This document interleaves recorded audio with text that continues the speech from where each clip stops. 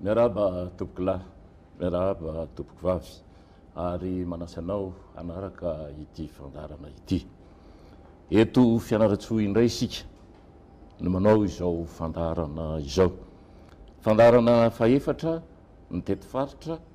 taorian'ny Toamasina, Mahajanga ary Ambatondrazaka. Efa zatra sahady ianareo manaraka ny fandaharana, ary vao mainka mampirisika anareo hanaraka ny fandaharana ny fanaratsiana, ny tsao, ny fampitahorana, aely manodidina izao fitetezam-paritra izao. Matoa manao izao fandaharana izao ny mpanohitra dia tsy mahazo vahana mihitsy raha ny rafitra voalaza ny lalam-panorenana no arahana, koa manira tena ny fanoherana manazava ny saim-bahoaka opinion mba homendrika ny asa fanoherana eto Madagasikara. Raha fefika mantsy ny fitondrana ny régime zany dia mitady kitro hiantsapazana ny feom-bahoaka na opinion. Izay no mahatonga ny team ny président Marc manana vato ray hetsy sy roa tapitrisa, ny HVM amin'ny président Rajonary Mampianina 8 isan-jato, ny MTS député maire Roland Ratsiraka, ny Monima any Monja Roindefy Prime Ministre teo aloha, ny UNDD amin'ny président Zafy Albert, ny lidera Fanilo amin'ny tompoko lahy Erzora Zafy Mahaleo sy ny antoko 5 mahery mivondrona ao anivon'ny panorama hijoro homendrika izany feom-bahoaka izany. Ny fanjakana, ny régime izany, milaza fa mambolo-korotana no dikan'izao fitetezam-paritra izao. Ny feom-bahoaka, opinion, manambara fa ahafantaran-javatra izao fihetsiky ny mpanohitra izao. Ny sasany aza dia milaza fa ela loatra ny mpanohitra, laha ny andro mihodina fa tsy ny atao no atao. Eto dia ovakiko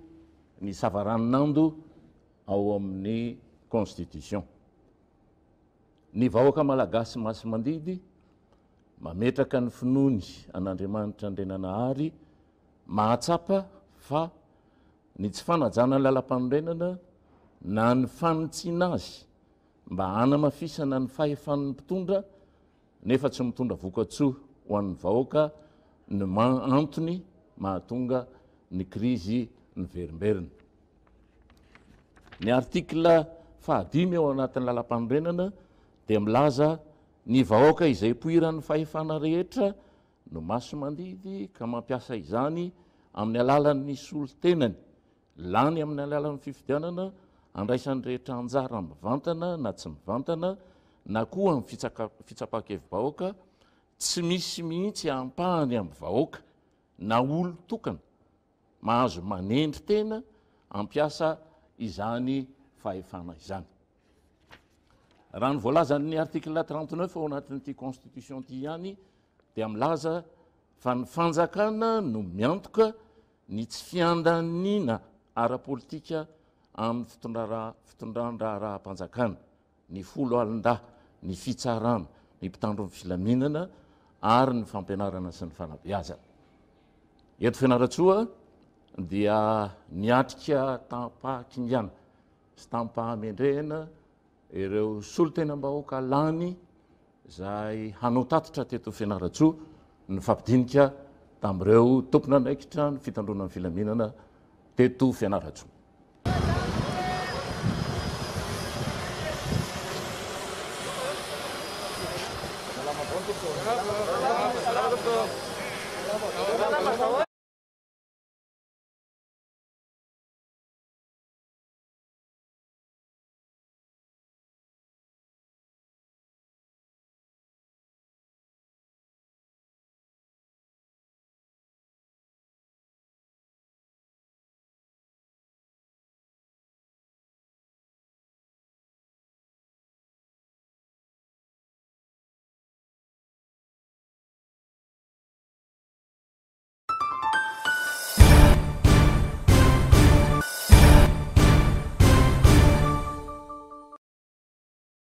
Miarahaba tompoko lahy,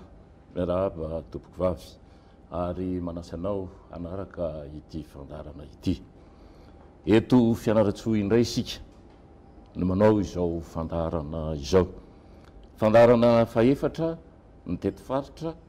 taorian'ny Toamasina, Mahajanga ary Ambatondrazaka. Efa zatra sahady ianareo manaraka ny fandaharana, ary vao mainka mampirisika anareo hanaraka ny fandaharana ny fanaratsiana, ny tsao, ny fampitahorana, ahely manodidina izao fitetezam-paritra izao. Matoa manao izao fandaharana izao ny mpanohitra dia tsy mahazo vahana mihitsy raha ny rafitra voalaza ny lalam-panorenana no arahana, koa manira tena ny fanoherana manazava ny saim-bahoaka opinion mba homendrika ny asa fanoherana eto Madagasikara. Raha fefika mantsy ny fitondrana ny régime zany dia mitady kitro hiantsapazana ny feom-bahoaka na opinion. Izay no mahatonga ny team ny président Marc Ravalomanana manana vato ray hetsy sy roa tapitrisa, ny HVM an'ny président Rajonary Mampianina 9 isanjato, ny MTS député maire Roland Ratsiraka, ny Monima any Monja Roindefy prime ministre teo aloha, ny UNDD an'ny président Zafy Albert, ny lidera Fanilo an'ny tompoko lahy Erzora Zafy Mahaleo sy ny antoko 530 mahery mivondrona ao anivon'ny panorama hijoro homendrika izany feom-bahoaka izany. Ny fanjakana, ny régime izany, milaza fa mambolon-korotana no dikan'izao fitetezam-paritra izao. Ny feom-bahoaka, opinion, manambara fa ahafantaran-javatra izao fihetsiky ny mpanohitra izao. Ny sasany aza dia milaza fa ela loatra ny mpanohitra, laha ny andro mihodina fa tsy ny atao no atao. Eto dia ovakiko ny savaranon'ando ao amin'ny constitution. Ny vahoaka malagasy masy mandidy mametraka ny finoany an'Andriamanitra Andrenanahary mahatsapa fa ny tsy fanajana ny lalam-panorenana na ny fanitsiana azy mba hanamafisana ny fahefan'ny mpitondra nefa tsy mitondra vokatsoa ho an'ny vahoaka no antony mahatonga ny krizy ny verimberina. Ny artikla 5 ao anatin'ny lalam-panorenana dia milaza ny vahoaka izay poiran'ny fahefana rehetra no maso mandidy ka mampiasa izany amin'ny alalan'ny solo-tenany, lany amin'ny alalan'ny fifidianana, andraisan'ny rehetra anjara mivantana na tsy mivantana, na koa amin'ny fitsapakevim-bahoaka, tsy misy mihitsy ampahany amin'ny vahoaka na olo-tokana mahazo manendry tena ampiasa izany fahefana izany. Raha ny voalazan'ny artikla 39 ao anatin'ity constitution ity ihany dia milaza fa ny fanjakana no miantoka ny tsy fiandaniana ara-politika amin'ny fitondran-draharaham-panjakana, ny folo alin-dahy, ny fitsarana, ny mpitandron'ny filaminana ary ny fampianarana sy ny fanabeazana. Eto Fianarantsoa dia niatrika tampahakingana sy tampahamendrehana ireo solo-tenam-bahoaka lany izay hanao tatitra teto Fianarantsoa ny fampidinika tamin'ireo tompon'andraikitra ny fitandronan'ny filaminana teto Fianarantsoa.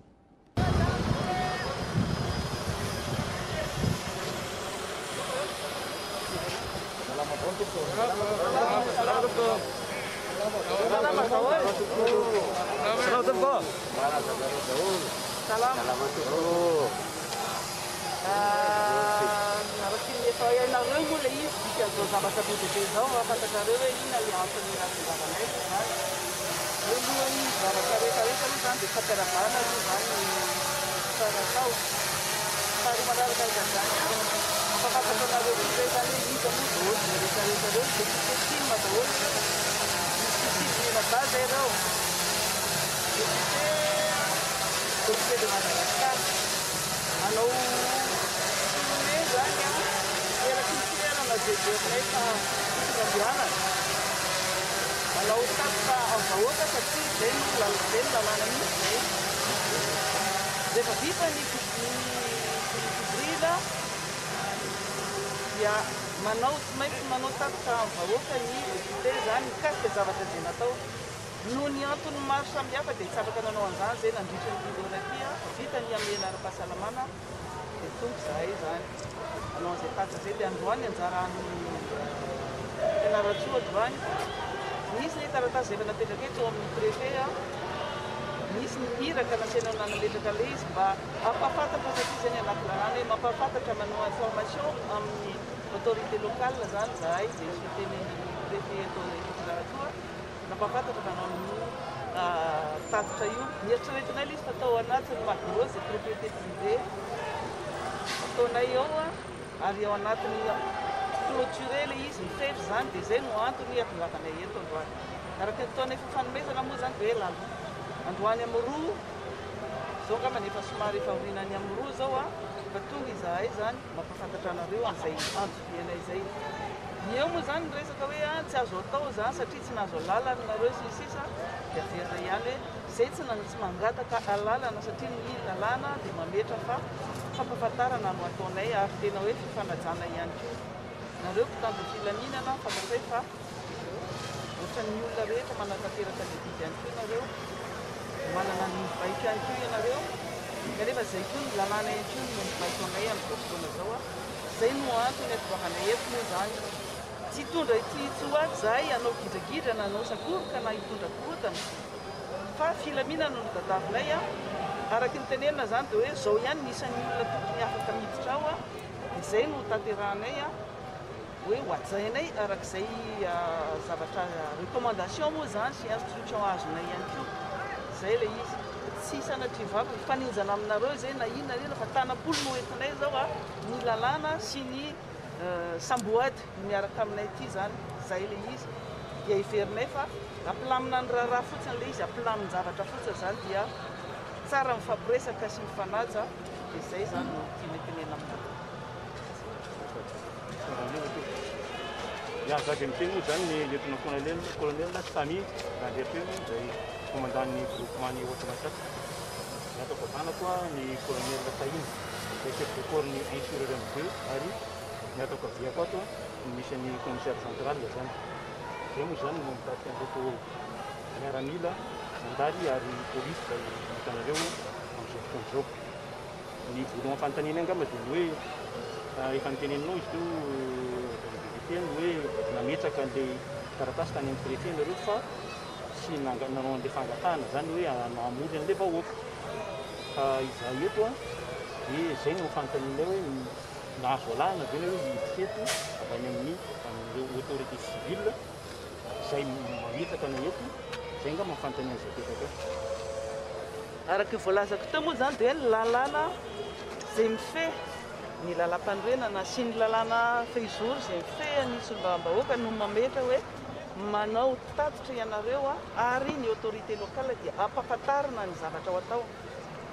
Dia nampahafantatra izahay tsy nangataka lalàna zay ary tsy niandry ilay valiteny ihany koa fa tena nampahafantatra izy zay ny voalazan'ny lalàna. Izay le antony mipetraka tamin'ny lakamisy le izy dia araky ny efa fantatrareo ihany koa moa zany dia hoe nievite anay ny préfet tsy nandray an'ilay délégation zay tonga teo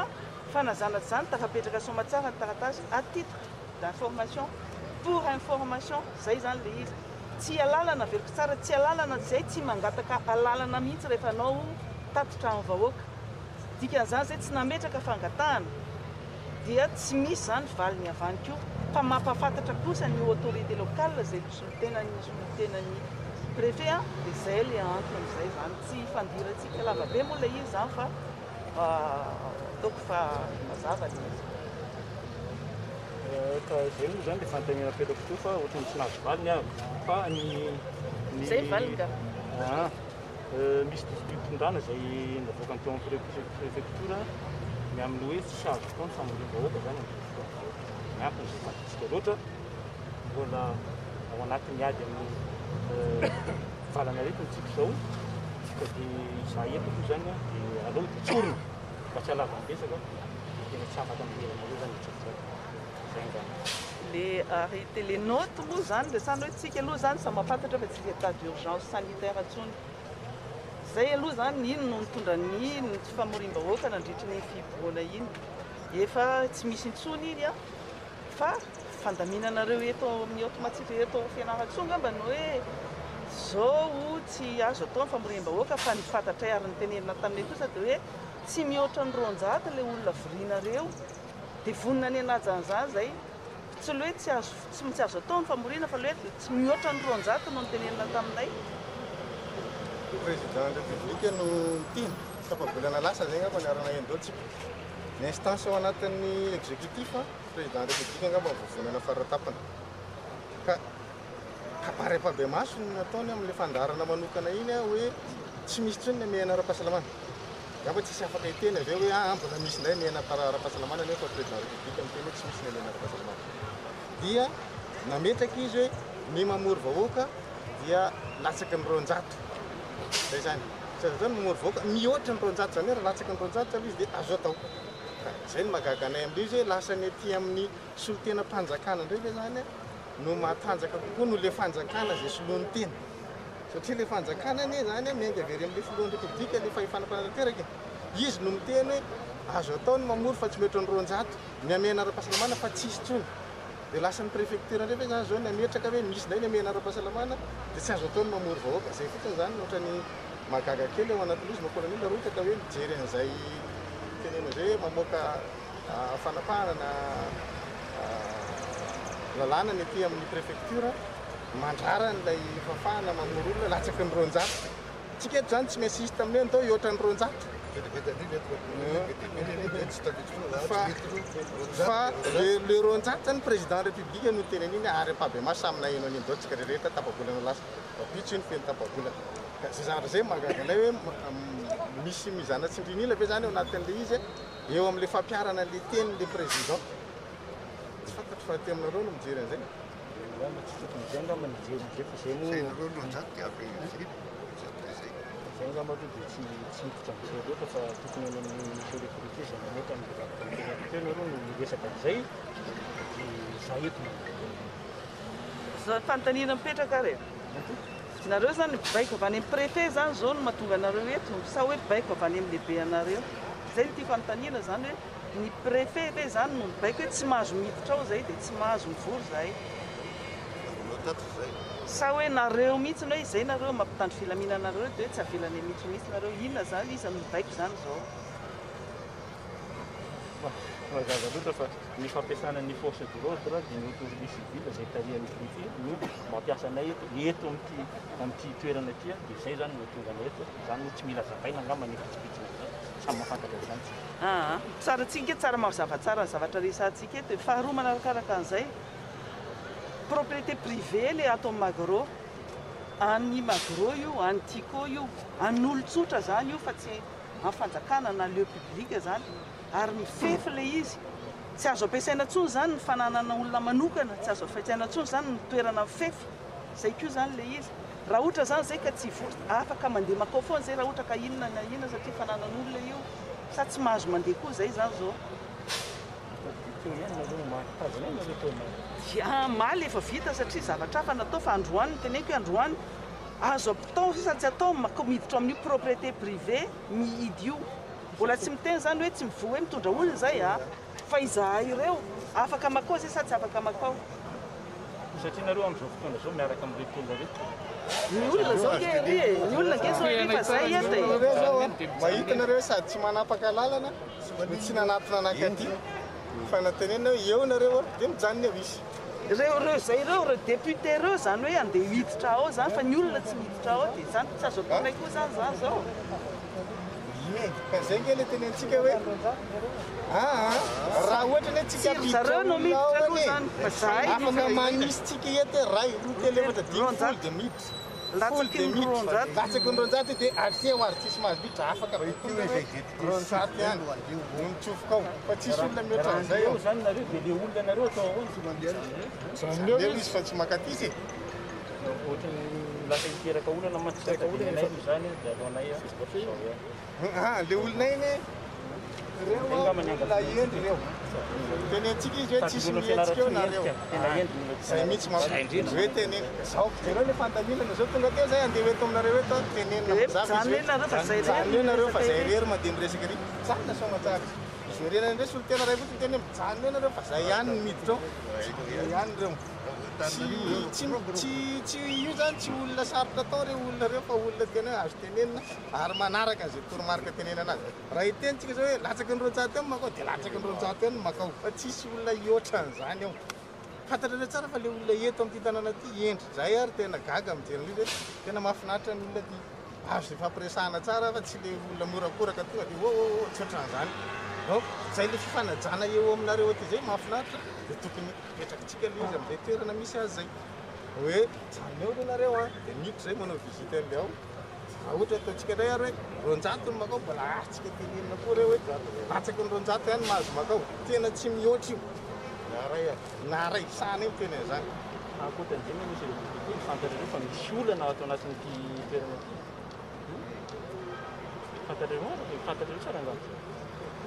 misy olana ao amin'ny toerana io sele io toerana io am'izao le ao ambany eo ambany ny sele fa ny tokotany sy mivavady tsy sele fa le triple iny no sele triple e fa tsy ny propriété sele fa le orinasa le magasin triple e zay sele tsy mivavahady tsy mipropriété alohantsika tena mazava tsara mitovy tady dokaka fa tsy sele io fa sele hatramin'izay zay mbola ao ny MBS ao no mivory ao manao zavatra fa zavatra hafa samy hafa zany e tsy idiranay le triple selena zany iny hafa iny a resaka commercial iny resaka iny tsisy resaka iny izy le izy koa le zavatra tokony hoe hipetaka tsara fotsiny le fanajana eo zao a le fanajana eo zavatra mitanga ohatran'izao ataontsika zao tsika sa malagasy tsisy manana intérêt mihitsy korotanay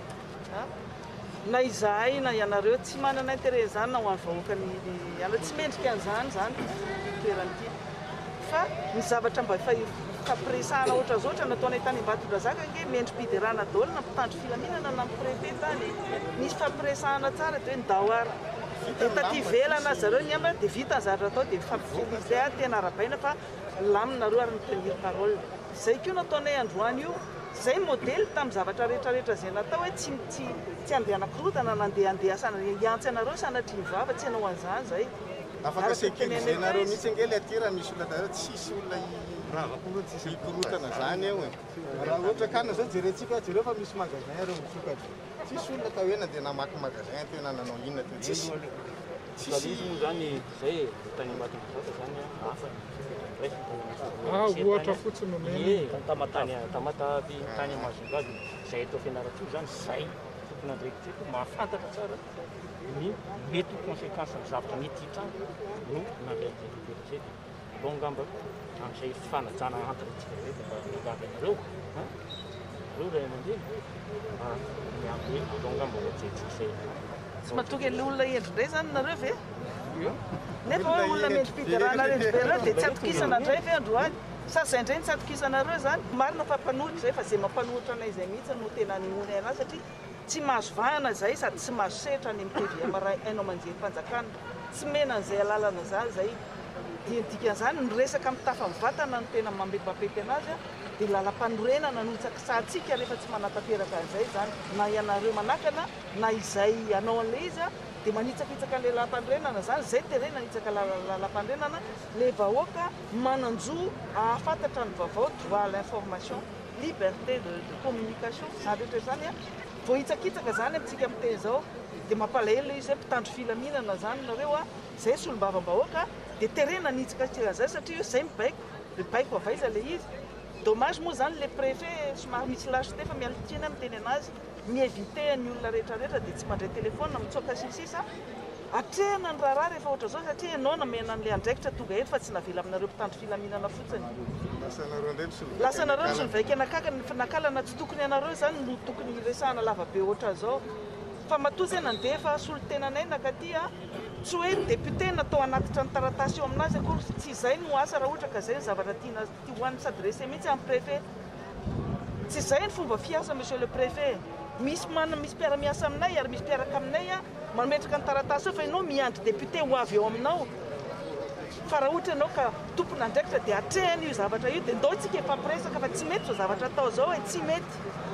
Ary zao le provocation zao dia manjary terezy ianao zavatra hafa dia manjary zay zavatra mahatonga zavatra hafa zany. Zay le izy. Zao ny anaovantsika azy colonel mpanajana mihitsy ny fampiresantsika eto tsy misy eto angamba hoe olona mifandahatra na fampatahotra fa miresaka aminareo zay vita ny resakitsika zay moa zany nangataka aminareo hoe zahay le sivy menada non very valina non valina le sivy menada fotsiny le sivy menada député fotsiny zany lavinareo fandehanana eo dia niteny aminareo indray zany zay hoe ataonay ronjato indray le olona makao olona endry reo latsaka ny ronjato non koa ve valina non ihany valina zao indray zany vita zay resakitsika zay ivery lery amin'iretsy olo rehetra zay ho ampitaina eny aminazy zay resakitsika zay satria tsy maheno zao resakitsika eto zao izy tsy nefa miandry ery keny zany zay aloha zao resaka amin'izany satria zay ny fampiresantsika teto reo koa matotonga eo zany izy manano eritreritra hoe andikenana iatsy dia tsy hoe tonga dia andalo zay dia asa ohatran'izany fa tsy maintsy miresaka amin'izareo fanaraka tsaratsika loatra eo lolo zany zay ianao am'zay satria tsy maintsy manao taritra amin'ireo olo reo zay mba tsy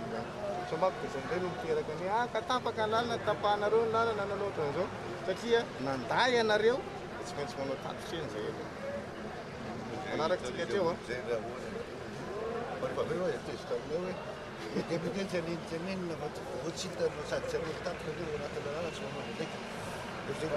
raha ohatra zany koa misy zavatra mety mihoatra amin'ny tompony izy nesy dia ahoana indray zany am'zay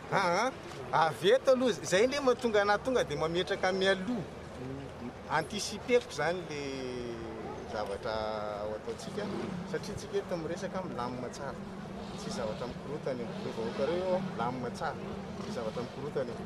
taterina eny ny zavatra mifampiresantsika teto mety mbola verina eto mety mbola verina zay misy ihany dia ahoana zay le fanontaniana mipetraka mantsy inona le misy ihany zay zao zay eny rasa aloha averina aloha mazava tsara ny resakatsika ianareo zany zao rasa aloha aleo tsara tsika maka samy assumer responsabilité nareo zao no manerin'ny olona mijanona morovory ao anatin'ny arabe satria raha ohatra ka navelanareo zay ny tonga dia niditra tao dia tsy mamory olona ty amin'ny arabe fa tena ao anatin'ny propriété privé ao anatin'ny toerana fefy zao le olona voatery lasa mijanona eny amin'ny arabe nareo zany zao no responsable ny mahatonga ny olona mijanona eny zay mazava tsara zay tenenina zay zay ny antso ho an'ny olona aty fa tsy navelana andeha ny hetsika teto le koa ny antso azo vatsy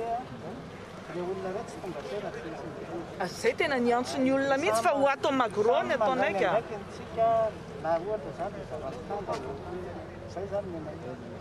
zany atao mazava samy mandray ny daika tsy famelanareo anahiditra no mahatonga azy mijanona eo anticipeva monsieur le député anticipeva-nay ihany koa hoe rasana aty ka ahoana dia izy ny responsable an'izay izay mpitandro izay fanazavatsy ka izy rehefa tsy avela makatsy ange endriny vahoaka fianarantsoa masolazao ary izy hoe entinareo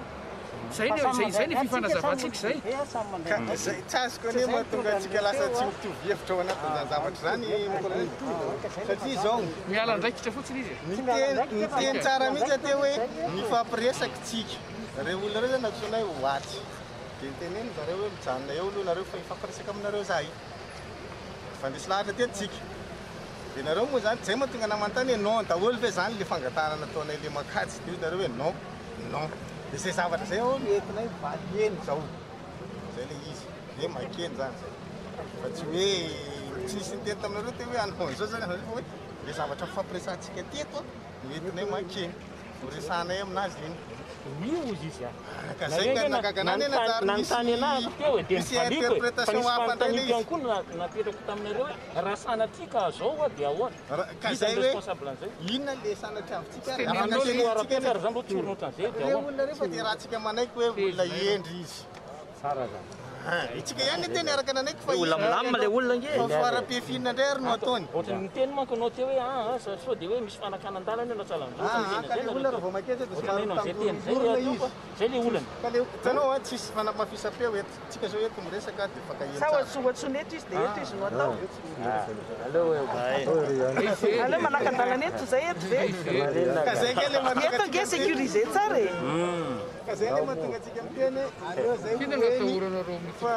Zay nge sady vitsy kely ny mpanohitra e.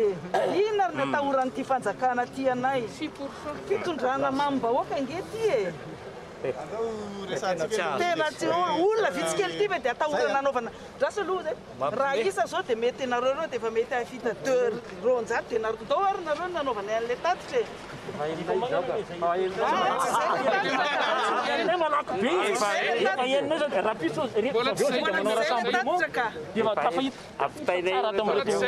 Zay le tatitra mbola négociation zao zany. Nareo reo zao tsy mampianalista dia ataotsika ho ary e. Ataotsika ho ary e. Ataova dia nareo miaraka ao tonga dia ao tsika fa le vahoaka ry indray. Tsy ilaina intsony ny vahoaka meny tatitra fa mitandro filaminana fotsiny zao no mila tatitra e.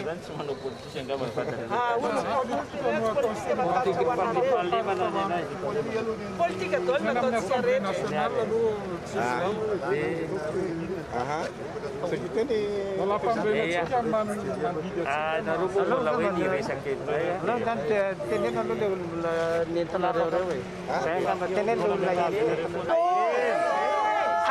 Kalmeravanareo rehetra zay tonga eto amin'ity fotoana ty izahay député Tim Sivinianada zay tonga ho avy aty aminareo dia manaona anareo rehetra zany zahay. Araky ny fotoanan'ny fanomezana taminareo dia androany no fotoanany androany no fotoana nomena ianareo hoe anaovana tatitra tia Fianarantsoa. Arak'izay fotoanan'ny fanomezana zay dia tena tonga tokoa zahay arakin'izay fanarahana zay. Ary araka efa nambara dia au magro nanaovantsika zay tatitra zay dia hatramin'ny maraina hatramin'ny omaly dia efa hitantsika fa ny mpitandro filaminana nalefa mikodina eraky ny toerana nanaovantsika fivoriana. Ny mpitandro filaminana no hitantsika manenitra ny toerana rehetra zay hiditra au magro. Ny zavatra tiana tenena amintsika dia tsy zaka le fitondrana mihitsy zany demokrasia zany. Tapena mbava sombam-bahoaka ary safilamina. Na inona dia tonga izahay ary tena manaja fotoanana ny fanomezana. Manaja nyity samboady zay entina ity. Ary samboady iny midika fa solombavambahoaka ny Madagasikara zahay. Fa tsy solombavambahoaka tsisy fotony sanatria vavana amin'ny toerana zay tsy ilana anazy. Fa manao ny asanay zay ary ao anatin'ny lalam-panorenana no manery anay anao tatitra mikasika zay fivoriana zay nataonay nandritra ny heritaona zay satria tsy afaka nanao tatitra noho ny fibioana sy noho ny aretinysika. Androany por ny anjarany Fianarantsoa no atao dia ny zavatra misy zany dia zao ny mpitandro filaminana dia atao fitaovana. Ny prefektora eto dia tsy mataty ny demokrasia fa mihinana mambolo fotsiny manao tsinitsinina ary manitsakitsaka ny lalam-panorenana. Lalam-panorenana no manerana ianao an'le tatitra eto fa raha tena tompon'andraikitra ianao miatrika an'ireto député reto ary fampiresaka aminay ihany. Amin'izao fotoana zao tsika dia hitantsika fa hoe tsy azo hidirana hono eo na inona resaka efa natao tamin'ny mpitandro filaminana teo dia hoe tsy azo hidirana mihitsy. Zany hoe ny zavatra zay atao anatin'ny propriété privée fananan'olona manokana io ary toerana mifefy dia tsy azo ampiasaina intsony satria zay ny tia mitondra fanjakana, zay ny baiko midina tsy eketsika zany fa dia mbola ho hitantsika zay toyany amin'ny manaraka fa tsika tsy manaiky an'izao zavatra zao.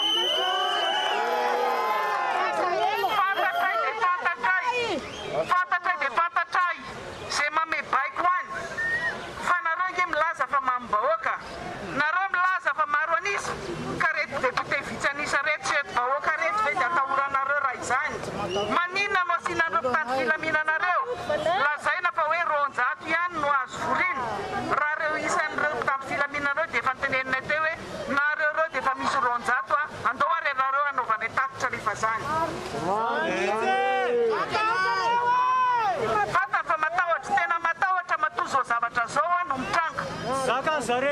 Zay, fantatray ny aretina, fantatray marary nareo Fianarantsoa eto, fantatray fa ny mbala fananana eto, ny misy eto dia fanimbana sy fandravana marina za sa tsy marina. Ny fanarao tapahefana ny BDB eto, kolokolo ny BDB eto, fanaovana tsinitsina tsy fijerena ny vahoaka manontolo, indrindra fa reo sahirana. Eo ihany no potehana sa tsy zany. Noho izany zay tonga eto tsy hoe vita n'izao fotsiny zavatra io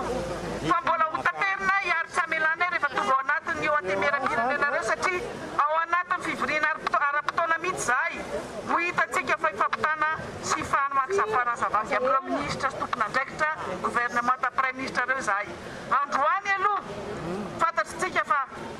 raha ohatritsika tehanao amboletra raha tehanao amboletra zavatra fa no mitranga eto. Misaotratsika rehetra satria hoe samy mahafantatra fa vahoaka ny Fianarantsoa dia hoe vahoaka endro nytsika eto isaoranantsika zany. Fa tsika rehetra ihany koa na atao hoe vahoaka endry ara dia tadidia tsara fa mandinika tsara ary manaraka ny raha politika, mandinika tsara ny famahanan-dalitra atao amintsika, ny fampanantenana pokaty ataonantsika, ny zavatra tsy fanaovana tsinitsininatsika, nandritra ireny fihoboana reny misy ny zanaka kala hafa natao farahidi ny Fianarantsoa zara raha nahazo fanampiana ohatra ny tany amin'ny toerana hafa. Marina ve sa tsy marina ka zany rehetrarehetra zany no tena nifodianay taty amotsipotsitra ny zavatra tsy mety fa ianareo zany dia tenenina hoe tsy mahazo mihaino tapenam-bava ny député dia nareo koa esorina ny zo alala ny zavatra marina, esorina ny zo ary ny lalam-pandrenana asaina hitsakitsahana lasa ty amin'ny arabe tsika no miresaka dia sanatria zay foera ny zavatra mitranga dia hoe tompon'andraikitra tsy ho tompon'andraikitra zavatra mitranga intsony izahay rehefa misaraka eto. Anjaranareo sisa ianareo no tsy namelanay niditra tao amin'ny magroa ao no fotoanan'ny fanomezanay fa tsy eto tokoteto amin'ny arabe eto. Ianareo no manakana anay eto noho izany zay dia manasa tanana raha ohatra ka sanatria ny zavatra mitranga. Maro zany. Matahotra aleo ndray mena io ny fa tsy andry anatsina andry nareo ny eno ny député fidèle io izy io.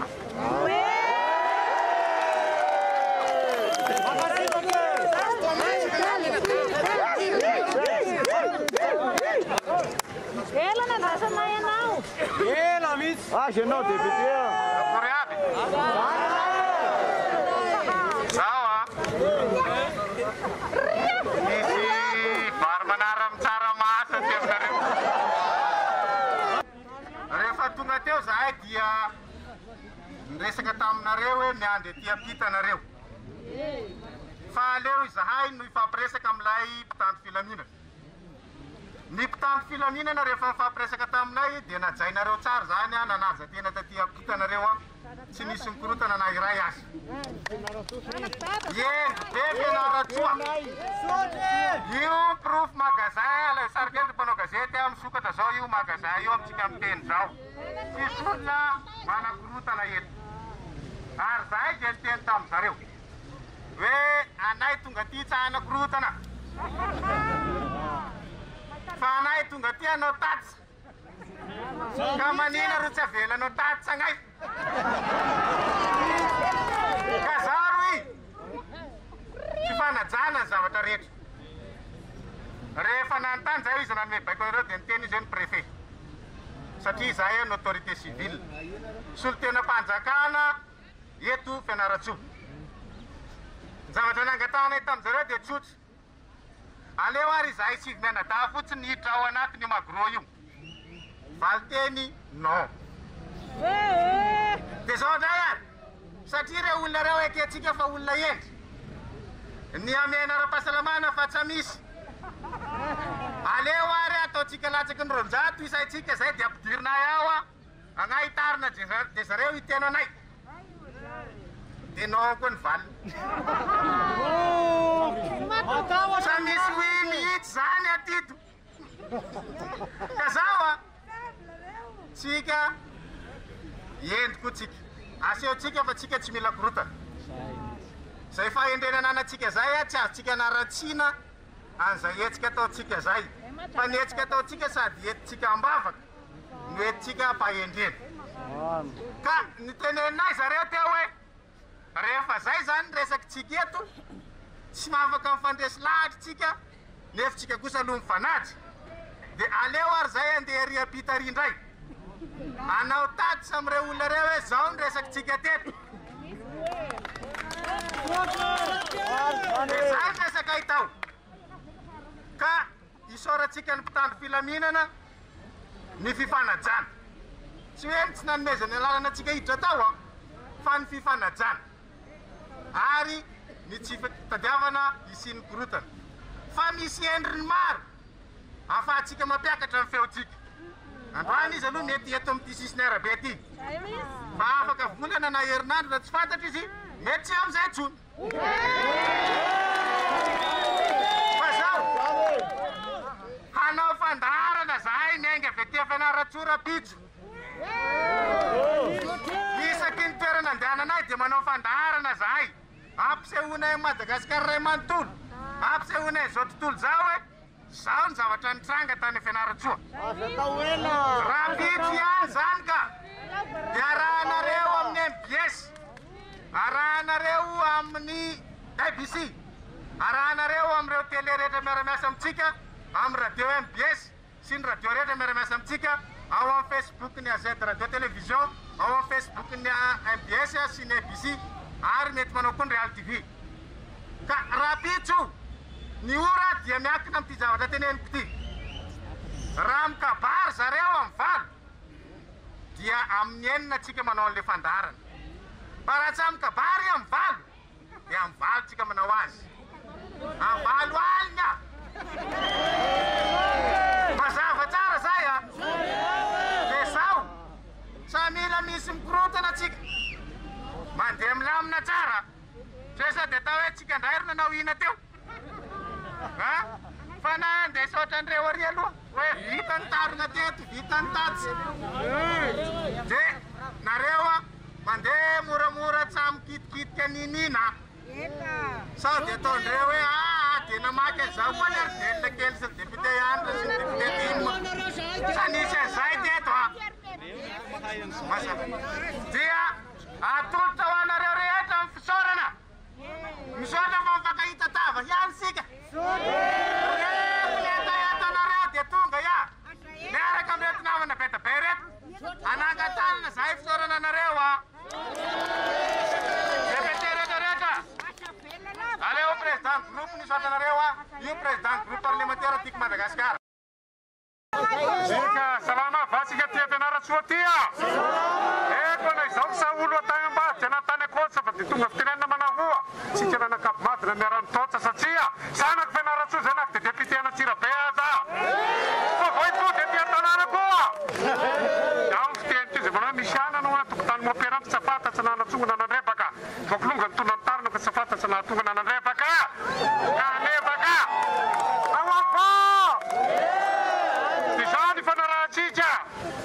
Anay tonga eto sabaka kely tsy amin'ny feran-drambina omby fa tonga nasesitry ny fitiavana ny Fianarantsoa satria betsaka ny etaetanara Fianarantsoa tonga tany amin'ny delona sy antra tany dia andao raivavo amin'ny Fianarantsoa ifampitafa taka amin'ny fitaratra sy ny tareha mionetsika mianakavy androany toko lasy toko vavy dia ao fitenitra izy manao raha lava lohatsa hono tena voadonany saoka raha lava loatra ny tarona voadona veriny saotra ka dia mametraka ny saotra ho atsika mianakavy eto e makakitaka makatelle eka mea ianareo anao taka ny ratatamo ka ijoka ny tsirony tany aniko amin'ny andony lanitra sy nenty anazavana ka horava be mitapelaka maintso mavana mandava taona nako safinorina tsao rentika ka tsika zao ny tonga fitenenina manao hoe sampoto vato sinera afatatsy ao zay ny mombatsika nanakavy zay ny raha manjo azy ka dia andeha zay fa fiteny farany manao hoe anara-tanàna zao ny mantandresaka amin'ny resaka tao Ratsaolany ary ao koa ny fiteny anankiray zay manao hoe nidiony rano Ratsaolany fa sy apitso milaolao koa mandra-piona mandra-piresaka ty vahoaka Fianarantsoa tsy maintsy pody eto zao ny afatra fara ny vahoaka ny Fianarantsoa dia vahoaka endry. Atsika ny fanaraka teo tamin'ny tompona andraiky dia fa ampiseho fahendrena dia ho polifotsika ny Fianarantsoa endry atsika. Afantatrao! Dia ohatran'ny mpitandro filaminana be ny ohatran'ny mametraka ihany izay vahoaka amin'ny Fianarantsoa hoe izany zany demokrasia apetraka eto amin'ity firenena ity tatitra no andrasan'ilay vahoaka nefa ohatran'ny mpitandro filaminana be dia be manakana an'ilay vahoaka ka tokony manana zo zany ny vahoaka tsirairay mba hihain'ny tatitra na avy amin'ny mpitondra fanjakana zany na avy amin'ny mpanohitra dia izay ny tadiavin'ny vahoaka inona marina zava-mety eto anatin'ity firenena ity. Zay zany raha tonga eto dia hihain'ny tatitra ny député tonga mahaloha zay satria lazaina fa 200 ihany mahazo hiditra ao dia tonga lohaloha teto. Rehefa tonga eto rehefa dia mpitandro filaminana no manemitra ty toerany magro ty tsy mahazo hiditra ao tsy ary avelany nga zay no anao fa ny magro ny enceinte magro ka zahay te hihain'ny tatitra ny vahoaka ny député rabeny tsy manao tatitra ka ny manao tatitra mahaliana anay indray tsy amelana anay. Zay no feon'ny vahoaka teto Fianarantsoa. Ianareo solombavam-bahoaka no nitarika ny solotenan'ny mpanohitra nifampidinika tamin'ireo mpitandro filaminana. Nanahoana ny ambiansa atao, maître? Manatitra ny fiarabanantsika eto amin'ny plateau rehetra, manatitra ny mpanaraka ny fandaharana amin'izao fotoana izao koa, indrindrandrindra fa ianareo vahoaka ny Fianarantsoa. Ny aratsika nahita teo ny sary sy ny feo izay zavatra nitranga tamin'ny fotoana novantsika saika novantsika ny hetsika iny. Ny zavatra tsara tenena fotsiny dia zao hoe efa ela nandrasana ianareo teto Fianarantsoa, tonga tokoa izahay ary nanaja ny fotoana izay ny fanomezantsika. Hitatsika ny zavatra nitranga fa na tamin'ny fotoana nametrahana ny taratasy fampalalana ny préfet ny Fianarantsoa raha hoe ho avy ety ny solombavam-bahoaka ny Madagasikara. Teneniko mazava tsara hoe solombavam-bahoaka ny Madagasikara fa tsy solombavam-bahoaka ny district izay misy anazy. Solombavam-bahoaka ny Madagasikara izay anao tatitra tia Fianarantsoa. Hitatsika ny zavatra nitranga satria dia ny mpitandro filaminana nanenitra ny toerana ray manontolo ary nasiana ruban jaune moa zany fa ny tena mahavariana zany moa dia hoe le fananan'olo tokana le fananan'ny magro dia natao ohatran'ireny fananan'ny fanjakana reny natao tsy nidira tsy azo nidirana ary indrindrandrindra lasa mpitandro filaminana no miandry anazy ary miandry le vahoaka tsy hiditra ao sy nanakana le solombavam-bahoaka tsy anao tatitra. Tsotra fotsiny le zavatra tenenina zany hoe na ny préfet eto Fianarantsoa dia tsy manao ny asany ary mbola veriko eto le lâcheté satria tsy mahasamihatrika akory na ny solombavam-bahoaka na ireo olona nametraka ny taratasy izay nataony tsinitsinina ary tsy noraisiny fa dia navela fotsiny ohatran'izao ary indrindrandrindra le hoe famporisihana ny solombavam-bahoaka sy ny mpitandro filaminana anitsakitsaka ny lalam-pandroenana satria ny lalam-pandroenana zany no manery anay anao an'ity tatitra ity. Ny lalam-pandroenana sy ny lalàna fehizoro izay fehiny solombavam-bahoaka no mahatonga anay eto amin'ity toerana eto Fianarantsoa ity fa indrindrandrindra zany amin'ny mpanara-maso ny mpanatanteraka na ny gouvernementa ny solombavam-bahoaka dia tonga izahay satria maro ny zavatra tokony ho lazaina, maro no zavatra tokony resana fa ny vahoaka koa zany mangetaeta ahitanay izay koa mangetaeta ny ahita ny vahoaka ny Fianarantsoa izay mitaraina ary maro be ny fitarainana sy telefônina na antso izay azonay zany mikasika an'ity zavatra mitranga eto Fianarantsoa ity. Fidèle Rezarabera. Akory aby miaraba ny mpanaraka ny fandarana amin'izao ariva izao ary kasitrahana foana ny fanjoinareo ny zavatra izay hoentinay isaky ny toerana izay ale. Ny teto Fianarantsoa dia ataontsika hoe ny toerana ny lamina indrindra raha ohatra ka le vahoaka no resahana ary vahoaka azo ifampiresahana tsara sy azo alamina tsara zany fa ny olana ao anatin'le izy dia ilay eritreritra sy aya an'le fanjakana zany tsy arakaraka ny zavatra resahany ny fihetsika ataony. I fanjakana io rehefa miresaka dia miteny foana hoe ianareo mpanohitra vitsy anisa 6%. Raha ohatra ka vitsy anisa le mpanohitra, inona ary zany no tokony abe ayan'le fanjakana, inona no tokony ampatahotra azy ary no le aya dia mandrovitsy le mpitondra fanjakana zany ao anatin'le izy lasa mandika lalàna no lay tahotra zany isaky miteny dia mametraka foana hoe ka olona vitsikely reo tsy nahazo olona reo magaga ny zavatra lazainao tsy mahazo olona anaovanao fandanimpotoana mihitsy manazava azy mamaly azy zany zavatra tsy nahazo olona zany tsy tokony isy rarahino zay tsy nahazo olona mihitsy raha olona vitsikely tsy tokony asanao saina mihitsy hoe inona moa zany dia tena amoahanao polisy zandary tafika hiaro toerana anankiray mifefy raha iverenantsika ny tantara zokobendrajady dia tsotra tamin'ny majangitsika natao antony isan-kanana nylay hetsika ny hoe io magro io rava le fefy eo ka tsy mifefy dia tsy mety tsy afaka anaovanareo tatitra zany eo magro satria tsy mifefy ny tsolombavambahoaka tamin'izay fampiresaka tamin'ny préfet ny boeny dia niteny mihitsy hoe ahoary fa ho fefehanay vetivety io e dia ka satria tsy andura rehetrarehetra samy manana ny atao hoe fefiny koa zany tamin'izay fotoan'izay ok areny napetraka tsika tary rehefa nakany ambatondrazaka ny zavatra napetraka dia hoe ao anatin'ny toerana mifefy sady domaine privé no anaovana n'ilay hetsika ino moa zany arakaraky lay ataontsika hoe le tompona ndraiky mpanjakana le solotena mpanjakana eo atoerana no mandray an'lay ataontsika hoe fanazavana hoe ty zavatra ty tatitra ambatondrazaka misy olombavambahoaka lany tao anatin'le district anao tatitra eo amin'le toerana domaine privé ary mifefy dia nandrasantsika ny réaction an'lay mpitondra fanjakana tsy voasakana zany le zavatra natao tao mipetraka zany teo le hoe anaty toerana mifefy tatitra io ary toerana an'olona fananan'olona tokana zany le zavatra tsy miankina teto Fianarantsoa mitovy amin'izay mihitsy tonga indray le solombavambahoaka anao tatitra amina toerana tsy miankina mifefy fa le solotena mpanjakana teto Fianarantsoa dia nametraka olana tamin'ireo hoe ty toerana ty mifefy amin'ny privé lasa problème zany io le anarany ve ary mahatonga an'izay le izy hoe magro sa niakatra le degré n'le tahotra taoriana le ambatondrazaka sy le mazenga fa raha ohatra ka le anarana magro ny problème dia tokony miteny io fanjakana io zany hoe foanana amin'ny anaran'ny tantara eto Madagasikara mihitsy zany atao hoe magro zany tokony manana fahasahina izy bendrazato miteny zany hoe zay ranga makarary ny sofinay mihitsy meno an'izany hoe magro zany fa raha zay izy zavatra hafa manko amin'izay fotoan'izay dia ao ary fa tsy ataony amina magro le izy fa jerevana toerana hafa fa tsy magro raha zay ny tsy zaka ny sofinareo mihitsy hoe vao mahita magro nareo dia manofo ratsy satria rehefa manao tsika fangatahana na mitovy ary zany le ka ambatondrazaka mifefy domaine tsy miankina mahajangany hoe fefy ny problème fa teto Fianarantsoa mitovy tsisy valaka amin'izay manina le magro teto sakanana le izy tsy azo idirana zay zavatra zay zany hitako hoe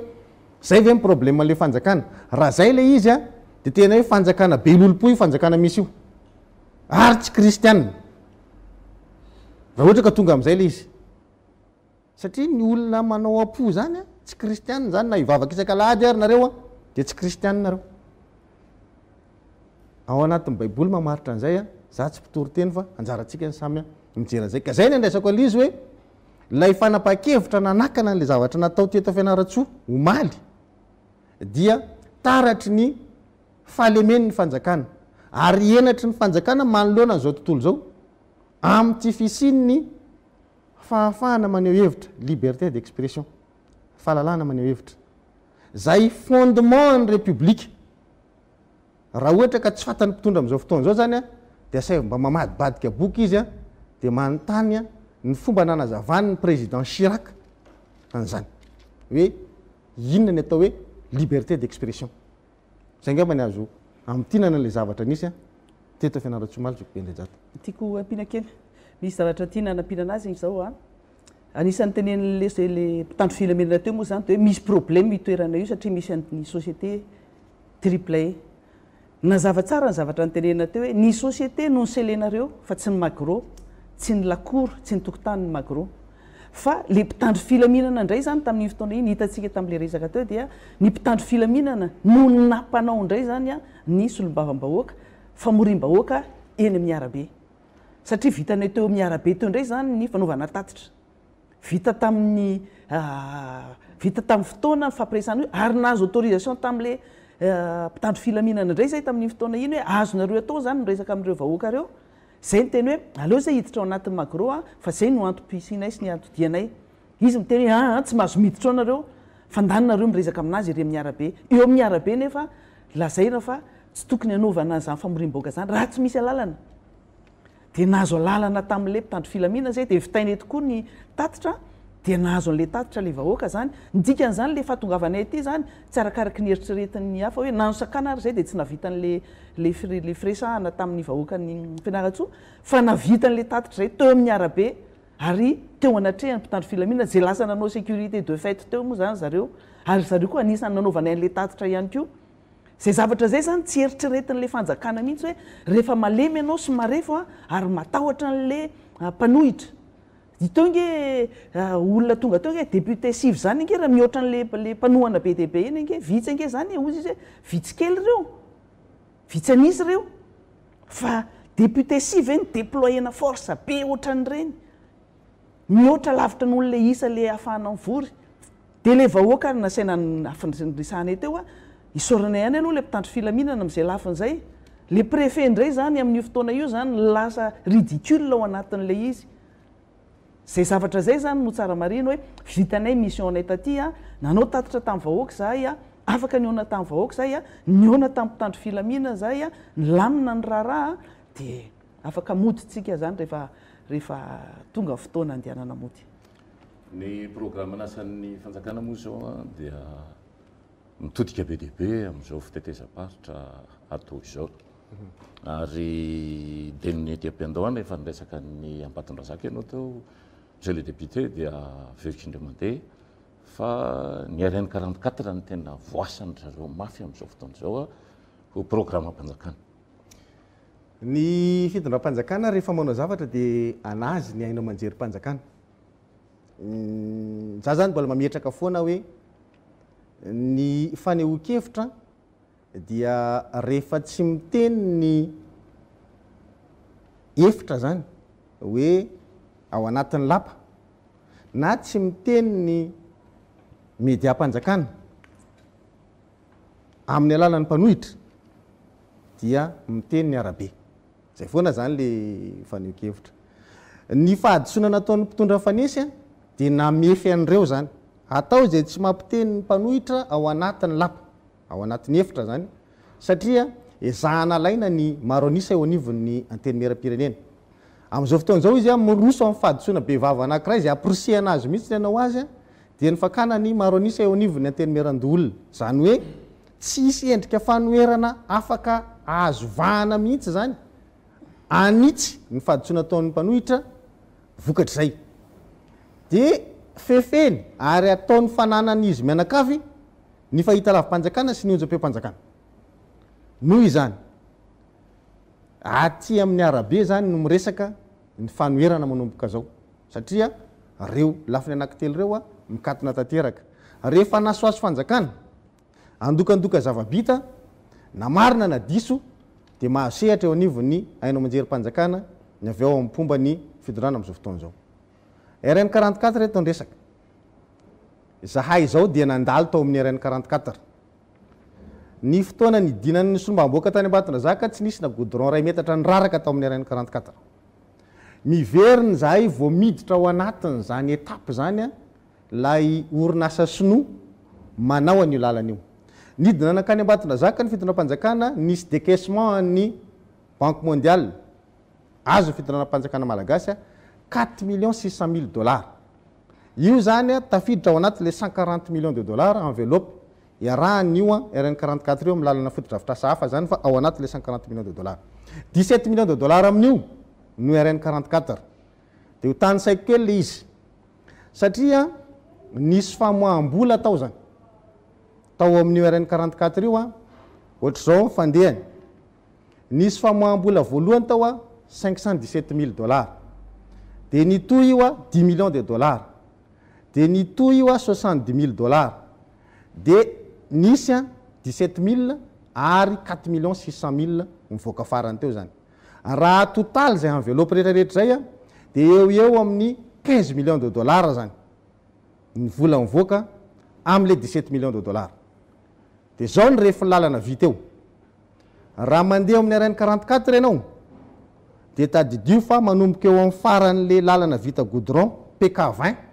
hatreo amboasary PK 60 zay no amboarina amin'ny étape voalohany zay ny dingana voalohany RN 44 eo 40 km zany zay fa miala avy eo amin'ilay goudron farany ianao mandrapatonga eo amin'ny base vie an'ilay sinoa zany hoe le toerany itobian'le sinoa mpanamboatra ny lalana zany 10 km zay tsy nisy fikitiany io na soroka angady tokana ary fa mbola le lalana teo aloha ihany a ny eo zany hoe mbola tsy voakitika mihitsy zany a 10 km dikan'izany a 30 km sisa manomboka eo amin'le base vie indray ianao hatreo ambohidray 10 km koa io ouvrage ny be da be mandeha ao mbola manamboatra tatatra zany zareo a misy pont majinijinika amboarina satria mifanakaiky amin'le lalambia le lalana 10 km zay dikan'izay 20 km zay amin'le 10 km zany hoe ny atsasany zany mbola ny 10 km tsy mikitiana ny 10 km ambiny a mbola resaka fanamboarana ouvrage mipetsaka miala eo amin'ilay 10 km faharoa io zany vao manomboka ny fanatsarana rehetrarehetra zay le hitatsika ny resahan'ny député ianitra tamin'ny fandaharana farany teo resaka terrassement ny hitatsika ao mandraraka vato kely sisisy izy 10 km manomboka eo zany a manomboka zany le izy a hatrany amboasary zany hoe ny 50 ny asa zany a no mandeha le fanamboarana 50 ny asa mbola tsy zarizary le fanamboarana tiako tenenina dia tsotra ny volany voaka zany a dia tokony hamariny ny fitondram-panjakana amin'le 15 millions de dollars ny voaka raha ohatra ka 50 ny lalana zany namoahana an'izay 15 millions de dollars zay tia fantaniko le 2 millions de dollars sisa ve zany ny anamboarana le 20 km ambiny 18 mois ny délai d'exécution an'io efa tapitra zay 12 volana enimbolana sisa 2 millions de dollars ny vola alohan'ny banque mondiale sisa raha ohatra ka le volany voaka mila fanazavana zany tsika tamin'le 10 millions de dollars ve zany tsy nalefa amin'ny RN 44 fa zavatra hafa sa efa RN 44 daholy raha RN 44 daholy io a 20 km no vitanareo ny 20 km zany mametraka baraigny tsika tsy tratranareo io anatin'ny 12 volana 2 millions de dollars ao sisa reste à payer tsika nanao tao anatin'ny heritaona zany a 20 km no nataon'le sinoa io ny karakarainy tsara io zany ho vita tara io satria misy le 4 millions 600 000 dollars teo fa ahoana ny avitanan'le ambiny amin'le 2 millions de dollars reste raha tsy hoe tao anatin'le 10 millions de dollars navoaka tsy nakany amin'ny RN 44 daholo fanaovana zavatra hafa fa mbola misy vola hafa no any RN 44 sy manazava ary ministre fitantanam-bola fa ny problème anatin'ity fidondram-panjakana ity zoko bendradraty dia tsotra rehefa manao zavatra ireo tsisy mangarahara mihitsy mivoaka io vola io tsisy filazana hoe tia le vola mivoaka ny avy any amin'ny banque mondiale le zao ny nakany amin'ny RN 44 tiany tsy nakany fa itsika ty amin'ny fanoherana no mitady ny explication hoe namoaka vola oatra zao ny banque mondiale ho an'ny RN 44 dika an'izay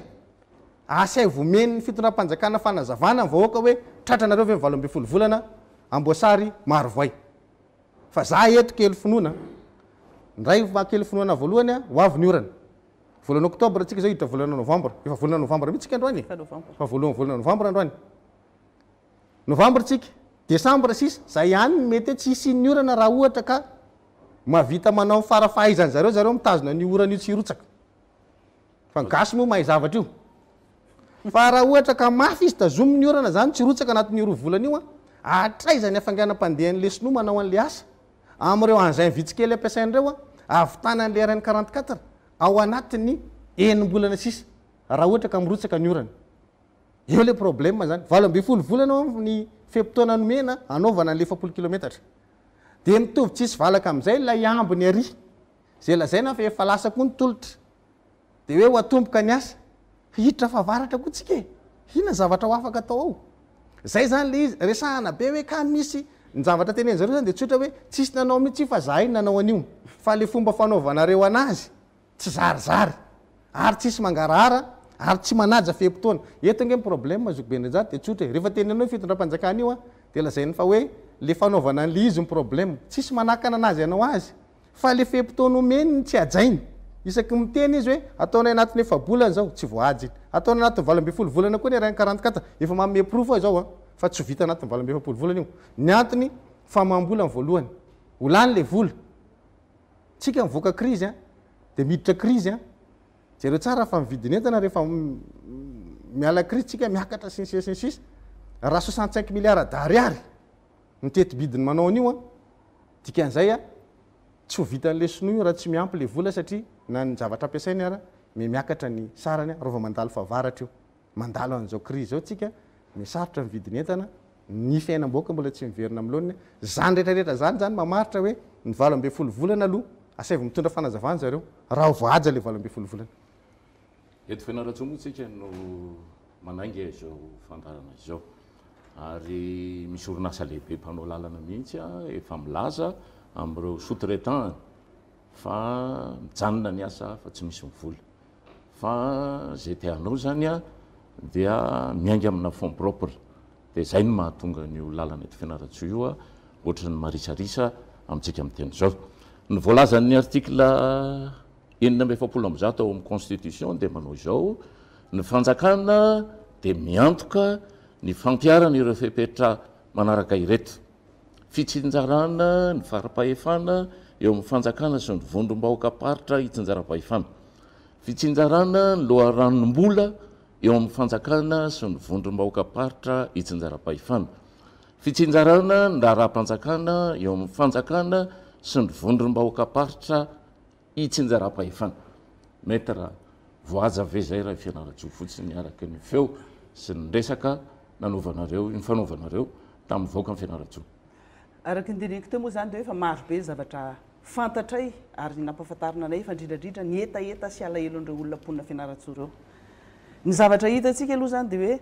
décentralisation dradradradraina hatramin'izay décentralisation effective décentralisation fampanantenana tsy misy fifarany ny zavatra hitanay taty nanomboka ny ala tany Antananarivo makaty aloha dia ny lalana ny raha mahita koa fa dia ratsy ny lalana reny le vola le lalam-bola rehetrarehetra reny financement rehetrarehetra zay voalaza anatin'ny loi de finance rehetrarehetra reny anotaninay rehefa tonga ny fotoana anaovana an'izay loi de finance zay fa ny zavatra hita dia ratsy ny lalana makaty Fianarantsoa makeo amin'ny Ambomasoa makaty no misy tip top fanamboaran-dalana kely araky ny tsotsotra kely fa rehefa tonga eto tena faritra Fianarantsoa eto amin'ity faritany ity mihitsy amin'ity faritra ity dia raha mahita zany hoe le décentralisation lazaina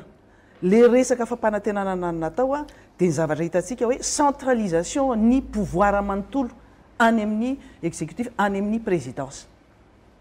any daholo mandeha ny baiko sy ny lalam-bola rehetrarehetra eto moa za misy zavatra tiana roesana rehefa aveo mikasika izay famoaham-bola sy fidiram-bola tena hoe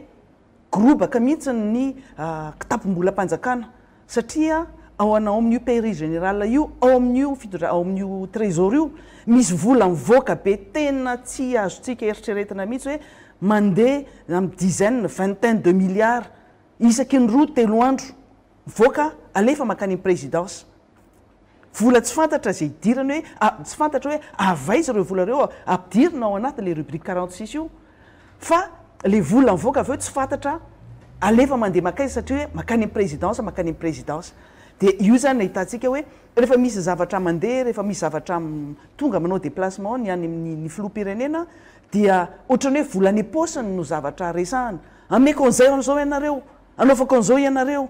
atao an'izao ianareo fa le tompona ndraiky mpanjakana aty atoerana ny rafim-panjakana aty atoerana na ny eto moa zany dia ataoko entre guillemets mihitsy le resaka hoe le gouvernorat zay notendrena tsy manaraka ny lalam-panorenana reny no lasa mena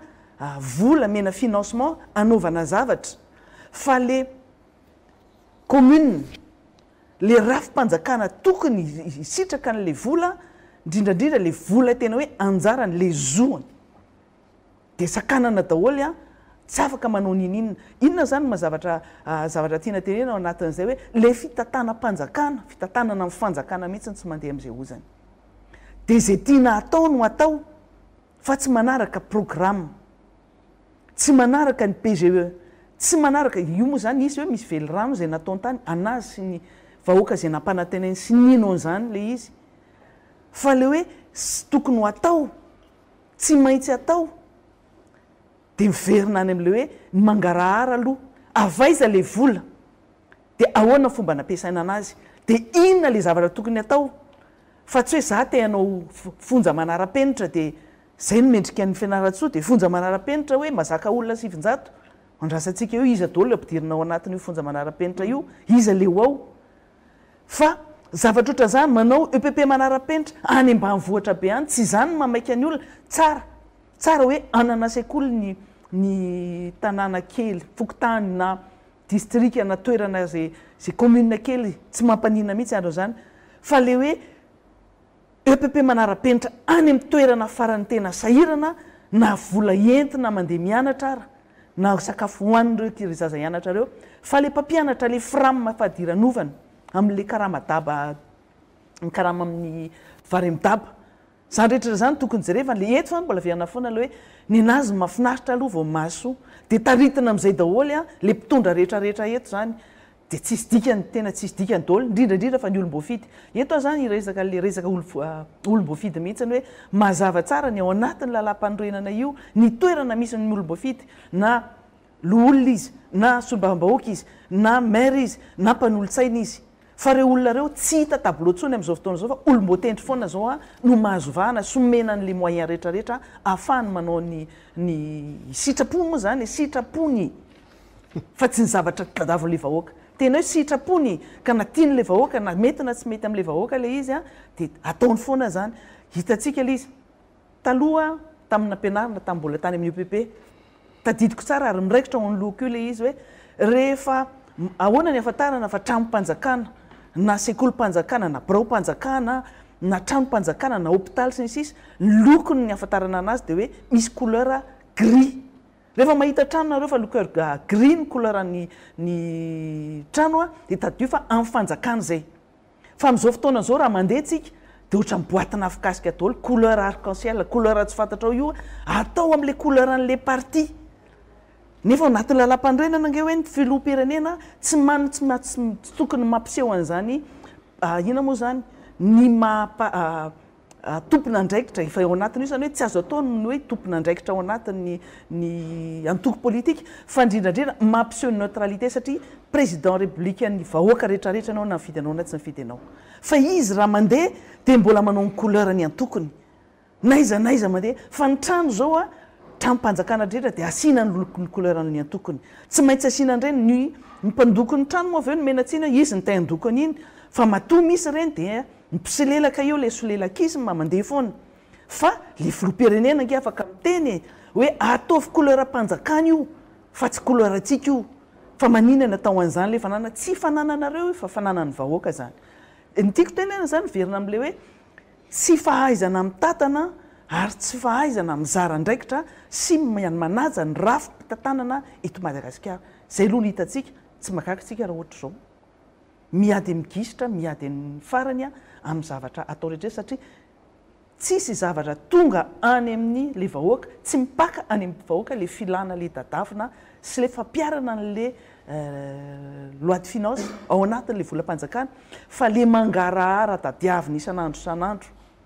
avoay fantatry ny olona rehetra fa mananjoa fantatra an'izany na ny solombavam-bahoaka na ny vahoaka zay tantanina ho tonga any amin'ny loi de finance moa tsika rehefa avy eo a fa araka ny voalazany lalam-panorenana ny article fahavalo amby fitopolo dia manao fivoriana manokana avy hatrany ny antenimieram-pirenena ny talata faharoa manaraka ny fanambarana ny vokatra ny fifidianana azy mba hananganana ny baraony sy ny fanamboarana ny vaomeritra manana zo amin'ny toeran'ny filoha-lefitra iray ny mpanohitra ary mitarika ny ray amin'ireo vaomiera farafahakeliny monsieur le député voaja daholo ve zany eo aminareo amin'ny assemblée zao mifandehany io le lalàna fototra fa rehefa nandeha ilay tadidio fa ty lalam-panorenana antsika ty a lalam-panorenana république fa efatra ny fitondrana teteza mita no nametraka an'io zany hoe lalam-panorenana ny atsony ny fitondram-panjakana teteza mita ny tarihana Andriamatoandro Rajoelina ny vahoaka zany a ifidy azy tamin'izay fotoana ifidy ilay lalam-pandrenana dia ny fandraika tamin'io lalam-pandrenana io zany hoe manohy an'io manovana an'io lalàna io a ny nametrahana ny lalàna mifehy ny fanoherana teto Madagasikara 2011-013 zay zany le lalàna mifehy ny fanoherana ny satany mifehy fanoherana mihitsy zany eto Madagasikara. Ny mampalahelo anatin'ilay izy dia tsotra apetraka io fototra iangany lay fitondram-panjakana sy le rafitetantanana firenena lalam-pandrenana fa le olona zay nampandany anazy mihitsy anie no tsy manaja an'io lalam-pandrenana io tsika zao mamaky an'ilay izy eto mampatsiahy an'zareo hoe zany ange zavatra nysoratanareo fa androany raha azo nataony nandorana io fa nidorana efa ela be io satria menatra izy io mitovy am'le olona le ohatra hoe avy nahantra kely taloha dia lasa nanan-karena tampoka tiarina dia tsy te hampiseho fa nahantra izy tany aloha fa nytiany miseho amin'ny tantarany zany dia izy efa nanana meura nanana audi nanana 4-4 trano be fa tsy tiany hita le tantara hoe tsy ohatra ny président Marc Ravalomanana iny ange ka nivarodronono tamin'ny taloha dia lasa filohan'ny repoblika fa ny reto zany le tantarany tany aloha mihitsy ny tiany fafana fa raha tsy mamafa an'le tantara izy dia fantany zany ary izy ny tokony mampiatra azy nangatahana tamin'ny filohan'ny teny mera-pirenena io zahay zao reto député manatrika namany eto reto miditra tao amin'ny birao ny filohan'ny teny mera-pirenena Ramatoa Kristina Razanamasoa dia namerina ny mihitsy zay hoe manana nyty toeranyity zay tompoko ato anatiny anteny mera-pirenena efa nandefa taratasy any amin'ny ACC mihitsy momba an'io izy taminay tamin'izay fotoan'izay mandrakity ny androany tsy azo itoeran'io ny zavatra misy tao anatin'le izy dia hoe tamin'ny androny solombambahoaka 7 dia nametraka rafitra zareo tamin'izany fotoan'izany dia nisy rafitra nomena natao hoe Q3 zany hoe kestora fahatelo dia io no azony tiako Madagasikara amintsika miteny zao rafitra azo vokatry ny fiarahana tamin'ny 73 député io fa tsy araka ty lalam-pandrenana ty zany hoe fandamina tamin'izany lay vomiera misy io manana n'lay vomiera ny avy aty amin'ny antoko tiako Madagasikara fa io filoha lefitra io nresahanay tamin'ny filohan'ny anteny mera-pirenena fa mbola tsy mivoaka io mandrakity ny androany fa laza antany ny fitsarana avy mbola lalam-pandrenana izy mbola tsy raha mivaliny hatramin'izao zay zany aloha mikasika an'iny toizako any amin'le resaka hoe fanoherana le izy io 2011-013 io décret d'application sisa no andrasana amin'io dia miatra ao anatin'io mbola mamaritra an'izany hoe ny aty amin'ny fanoherana ny lehibe Mpanohitra dia manana toerana anankiray ao anivony anteny mera-pirenena ka mandrakity ny androany koa tsy navoaka ange zay eto zany tiatsika apetraka dia zao zay tian'le mpitondra ny atao hoe lalàna na izy aza nanao azy zay mahatonga n'le tsy resaka hoe fifidianana lo olona atao amboletra amintsika am'teny zao zareo moa tena miala mafy an'izay fitenena zay hoe tsy amboletra zany io fifidianana lo olona io satria ny ekeny ny fitsarana avy mbola lampandrenana le lalàna le fitsarana avy mbola lampandrenana mihitsy ange zao mampametraka baraingo be hoe lasa ohatrany hoe baikony ny fahefana mpanatateraka fa tsy misy le fisaram-pahefana dia lasa asiana an'izay sary zay zany le izy entina anakonana n'lay amboletra ataon'le fitondram-panjakana izy akeny no nyteny hoe ravana ny sena ny fanoherana ve zareo ihany androany izy miazakazaka andeha hiditra any anatin'ny sena manao propaganda am'izao tsika miteny zao izy mianakavy tsisy mpanohitra hiazakazaka ao any raha ohatra ka tenenina hoe mpanohitra te hidongo toerana te hijanonao dia afaka nirotsaka ange zahay ary manana rezikoolany amin'izany mihitsy azy na dia atao hoe toerana ray fa tsisy mpanohitra miazakazaka ho any fa le mpanohitra mipetraka hoe zahay tsy hiditra any amin'io dia izy mianakavy ny miazakazaka makao ka raha ohatra ka hoe midongo toerana ny sena tsy te hiala ao amin'le toerana malo olona azy dia afaka miazakazaka ndraingy izy mifaninana rehefa aveo ohatra ka toerana amin'ny problemany fa tsisy senatoerana iray azy amin'ny senatoera amin'izao fotoan'izao hoe ka taty amin'ny fanoherana nirotsaka hofidiana lo olona amin'ny ty fifidianana sarisary ny ataony zareo ty zay le enti nitenenina an'le izy hoe lay fitondram-panjakana rehefa anazavanao zavatra marina iresana zavatra marina dia lazainy fa fankalana fanaratsiana tsika manao tatitra io zao dia lazainy fa manaratsy an'zareo ahoana moa ny tenenana fanaratsiana nefa ianareo manao an'le zavatra tenenina ety nareo nge nanao an'izany ao anatin'le fivoriny de taterina any am'le vahoaka ahoana ny ilazany hoe fanaratsiana ny tenenina fa eto fianaratsoa ny olona nasainareo niantoka an'le vary vatitsinjo tsy alohanareo volany de fanaratsiana ve zany le olona no mitaraina ty amin'ny solombavam-bahoaka zay nge le zavatra saika atao maly ieno an'le vahoaka de sady manao tatitra aminy reo olona refa vonina daholy ny olona ny ravana trano teto ny olona tsy naloha vola teto miaraka amin'ny facture mihitsy hoe ty facture anay ny ragova teto toerana no niantso anay hoe omeo vary fotsy atao vatitsinjo aloha tamin'le fandalovan'ny président mitaky n'le vola n'le olona rehefa aveo a tsy voaloha le vola aloavy ny volan'olona zay nge le problème misy nazahoany reo vary makalioka tany ambatondrazaka de tena tsoroko eto fa nisy mpandarana tonyreo tany a hoe mba hijery vary aminareo de niteny le pandrara koa manam-bava zay misy vary mihitsy ao aminao izy fa ny anasy ataoko trosa zay nge na tonga le stock tampon satria tsy nanome le pandrara satria tetitetika ny anao an'le trosa foana io manko efa eniny olona le tatia fianaratsoka izy tso niditra amin'io ary eto de miteny anareo pandara zay manambary raha mbola mitohy resaka vatitsinjo rehefa tsy mandohy volany eo aza mame fa very any volanareo de miteny zay fa izy io hoe monsieur le député tsy efa misy vola nomeny mpamatsy vola iraisam-pirenena mihitsy mahabaraingo an'le izy le izy nge niraisina tamin'le financement le famatsina le vola ko maninona re aveo atao trosa zay le problème lasa trosa le izy raha ohatra ka tsy matahotra anareo fitondram-panjakana miatso jay taonareo reo mpandrara reo a mijoro reo ary za mino fa mbola misy asa hijoro reo hiteny hoe aloavy ny volanay ahitany olona tsara zany ohatrany ahoany ty fanjakana mitondra atsika ty fa zay le izy androany raha reo miakatra plateau de miteny miakatra ny amony solombavam-bahoaka binômako zany ambatondrazaka miakatra plateau mihitsy de manazava hoe tsy stock tampon ony le vary nentina tany ambatondrazaka ahoana ny mbola asahino amiteny fa tsy stock tampon iny vary iny sady anabady vahoaka ave tsika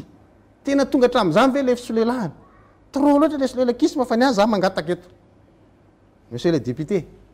tsika moa zany a samy solombavam-bahoaka miakatra nareo de niteny anay hoe solombavam-bahoaka ny manao an'izy nareo miteny ko nefa solombavam-bahoaka mangataka aloha tsika anao fasafasy tsika sanao mba sivadihevitra kely na tvm na tsy haiko zay tianareo zay ro lasa amy député nambatondrazaka aloha mba samy adihevitra kely de nohony olona ohatrany hoe nao fandeha an'le adihevitra zay ny tokony angatahana zany mba ampazava andrizy fa samy solombavam-bahoaka de aloha anao adihevitra tsara izy miaro fanjakana za miteny lesiko atao fanjakana zany ny zavatra tokony hipetraka amin'ny adihevitra atao firenena raha ny lalàna mifeny fifandraisana moa zany a ny lalàna mikasika ny communication dia droit de réponse zay angatahanao zay ary azonao atao a no mangataka an'izany a ao amin'ny fahita lavitra ny firenena satria ny tvm no tenena n'lay député miaraka aminao nefa moa hitatsika eo mifandeha zay lafin-javatra rehetrehtra zay ny voalazan'ny lalam-panorenana ao amin'ny andininy fahavalo amby roapolo a de tahako zao tsy misy natao ho maty antoka amin'ny asa mandrarahany noho ny mahalana mahavavy azy ny taona ny finoana firehikevitra ny fiaviana noho ny mahampikambana ao anatin'ny rafitra syndikaly na ny faharisen-dahatra ara-politika mazavo zay zany a fa tokony aloha ny volan'olona ary everika fa ao anatin'izao fivoriana mikasika ny loi de finance izao a de azo ataonareo a no mampiditra izany a amin'ny adihevitra any amin'ny isam-bomera sy amin'ny fandaniana ny lalàna amin'ny ankapobeny fa ny voalazan'ny andininy fasivy dia mamaritra ny toetra ankapobeny ny vahoaka malagasy amin'izao fotaona izao matahotra nefa ny article fahasivy a ao amin'ny lalam-panorenana de milaza ny olona rehetra de mananjo amin'ny fahalalahana ary tsy azo samborona na tananamponja tsy amin'ny antony zay ny voalazan'ity lalam-panorenana ity nefa moa ny vahoaka malagasy dia matahotra ary zay ny zavatra hitatsika nandritry ny fitetezam-paritra natao a nanerana ny Madagasikara ary misy mihitsy moa zany no lasa lasibatra amin'izay lafin'izay a zoko be rôly mercia zay ambary eto hitrikitrihana fa marary izy amin'izao fotoana izao ary raha ny tatitra avy any amin'ny fianakaviana dia mampitahotra miainy ny zoko be rôly mercia tahaka izany ihany koa moa zany ny DGNORTM teo aloha Joara Voajanahary zay angatahana mpahabe maso a ny tokony andiniana azy satria dia tsy fotony nandriamatoa Joara Voajanahary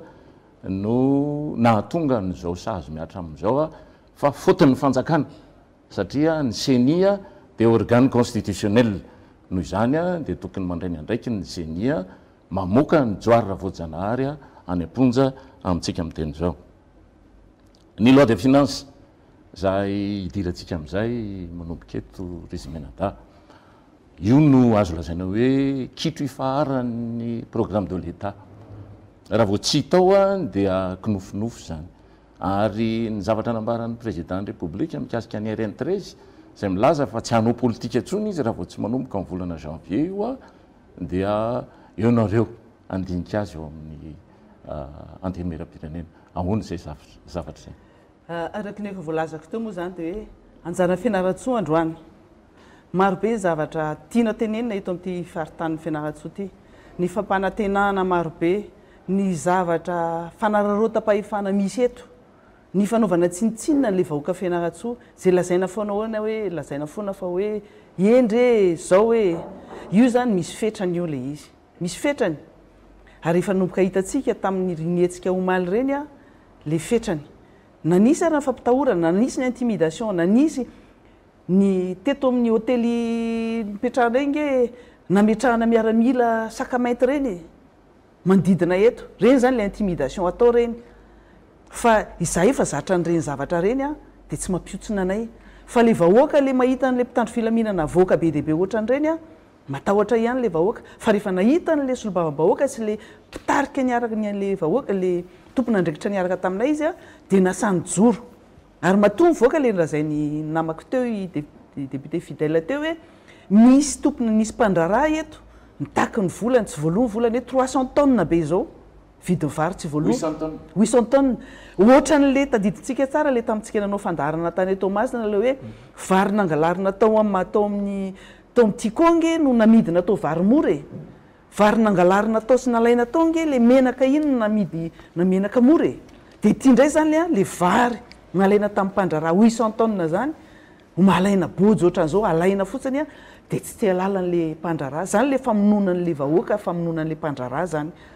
Zany hoe tsy miraraha nininina mihitsy zany fa dia zay tiany atao dia ninina zavatra mitrango eoriana eo, tsy malala menatra. Tena hoe tsy malala menatra, lany enatra mihitsy amin'izany zavatra zany. Eto ny mahavarinana fotsiny anatin'ilay satria hiditra n'le loi de finance moa dia ao zany dia ifanjinja mihitsy zay rehefa mitindray mitoraka ity. Fa le solombavambahoaka le ampiakarina plateau no tena mahavarina mihitsy. Eto aza zany hatramin'izay nanana principe hoe tsy mamaly solombavambahoaka aty amin'ny hainao manjery. Par éthique et déontologie. Tsy manina ataontsika hoe mbola tsy mahay izany déontologie parlementaire zany le solombavambahoaka vovavao. Le miakatra plateau, misy vovavao hoe mahalala an'izany déontologie parlementaire zany, fa tsy aty amin'ny anao manjery no manao attaque personnel. Fa raha lehilahy sy vehivavy dia any amin'ny antemeram-pirenena ary zato ho avy tsara mihitsy amin'ny angady sy ny arona. Fa tsy aty nanaovana fambanitsaina sanatria vava sy attaque personnel. Fa mianarana no ny déontologie sy ny etika ma solombavambahoaka vao miteniteny foana fa tadio tsara fa tsy solombavambahoaka zo ianao no tatitra amin'ny vahoaka naiza naiza. Tamin'ny etsika ny député Fanovanange ny 73 député solotena ny 73 député tonga teto Fianarantsoa hoe ary anisany mpitondra amin'izao fotoana zao mitabataba sy nanao tatitra teto. Ka rehefa ny hafa no manao dia lazaina fa ianao lany tany amin'ny premier arrondissement kina natao aty Fianarantsoa. Za tena malala ny anjara andraikitra hoe député de Madagascar famponina Tananarivo voalohany no fidy ary manao asana député izahay tonga aty. Zay zavatra zay ny tsara fantatra dia osa mba mianara ihany koa. Tsara foana hoe mba mpianary ny zaza mba hay fa tsy miteniteny foana fa any boriboritany misy misy tanimbary eo zany ankasina zany misy tanimbary any andotapenaka zany misy fambolena vary satria misy député milaza mantsy hoe tsy malala akory hoe tsy misy tanimbary ony any boriboritany voalohany tena misy mampianatra eto ho an'ny tsy mahafantatra rehetrarehetra fa ngeza be zany Tananarivo voalohany zany. Iny andotapenaka rehetrarehetra iny be tsy mitatatra iny tsy hainy akory zany zavatra zany satria zatra n'le hoe izy le tena député ana district fa tsy mahatsiaro ny tena député de Madagascar fa tsy asiana resaka lava be. Ny hafa moa zany toy zany solelakisma zay nampianarina anareo fa zay tsy dia miditra amin'izay fa any amin'ny antemeram-pirenena tsika no lamba malototsika any no sasana fa aka aty amin'ny hainao manjery mpanjakana aty fa manala baraka le izy satria solombavambahoaka manao an'le izy. Resaka loi de finance tsika zany eo hoe hiatrika ny loi de finance io eto aloha zany dia mba averina foana le izy hoe fitondram-panjakana ny ministera sy ny gouvernement tatompona andraikitra miandry an'io zay ary le fasy farany aingany io a mba hahafahanay mijery io tsy dinihana kamehana na atao tsy mijerena kory hatramin'izay mantsy dia na fomba fanao dia hoe io le izy dia tambatambazina ny commission anaovana an'izao zavatra rehetrarehetra tsy fanao zao a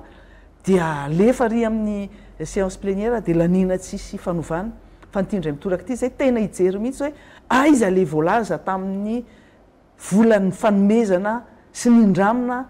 tamin'ity fotoana ity aiza le vola le RN13 le nyresahana io efa teneniko teo efa tany aloha tany anke io vola io efa nisy io e fa tsy zao io zavatra io zay vo hoe karakara financement vaovao ahoana fomba fitantanana ny vola io aiza ny mangarahara fa raha tsy mivoaka zay zavatra zay a dia mbola fampandrina drisa ihany ary fanaovana tsinitsina le vahoaka mihitsy zavatra fantatra hoe aorinan'ny crise sanitaire tsika miditra crise sociale miditra crise économique miditra crise sécuritaire miditra crise environnementale inona mahatonga an'izany teny rehetrarehetra zany ny social dia fahitantsika hoe efa any anaty vilan'ny olona ny fahasairanana amin'izao tsika miteny zao ny asa tsy misy fa ny kely misy raha idina indray resaka ny kany triple eto Fianarantsoa satria anisany anankiray io eto Fianarantsoa io resaka triple io hoe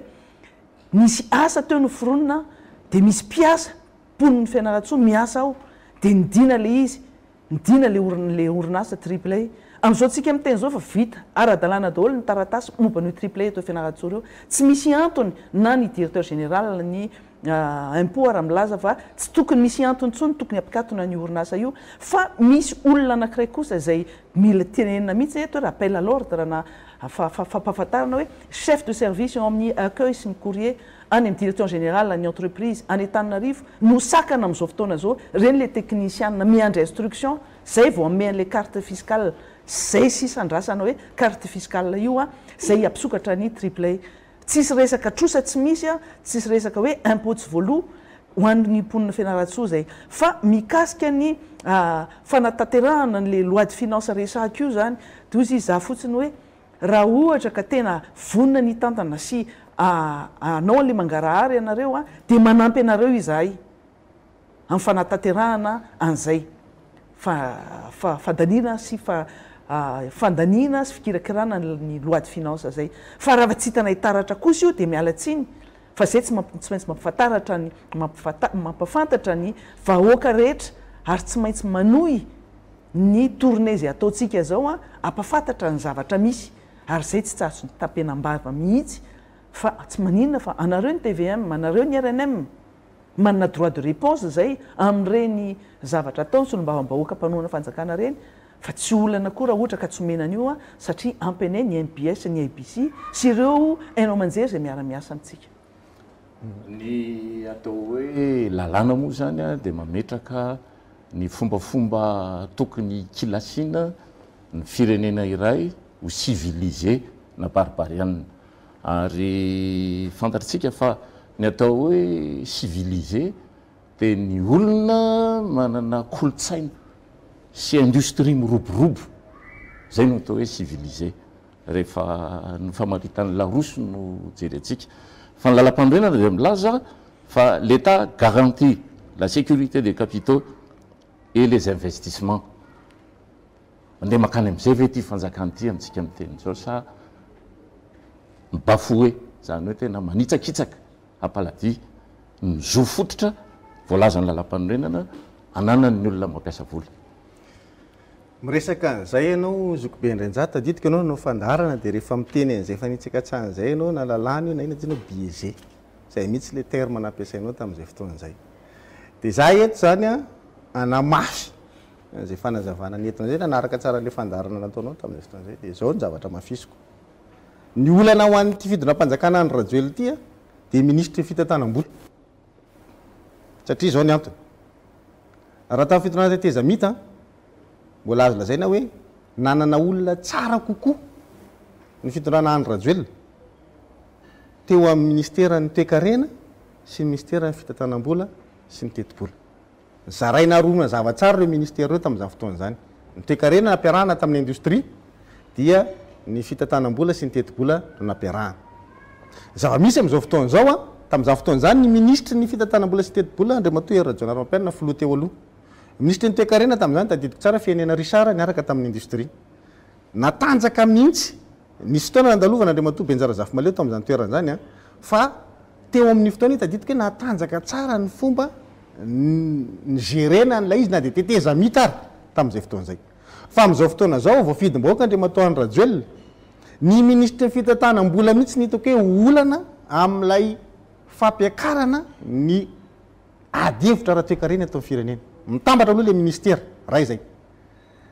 Nametrahan'ny mpanao gazety fanontaniana izy tamin'ny fanokafana fivorianay solombavambahoaka. Inona zavatra valiny? Teti-bola mpanjakana angeny nanontaniana anazy. Hoe manahoana ny LFI fa financement ny bailleur ny valiny.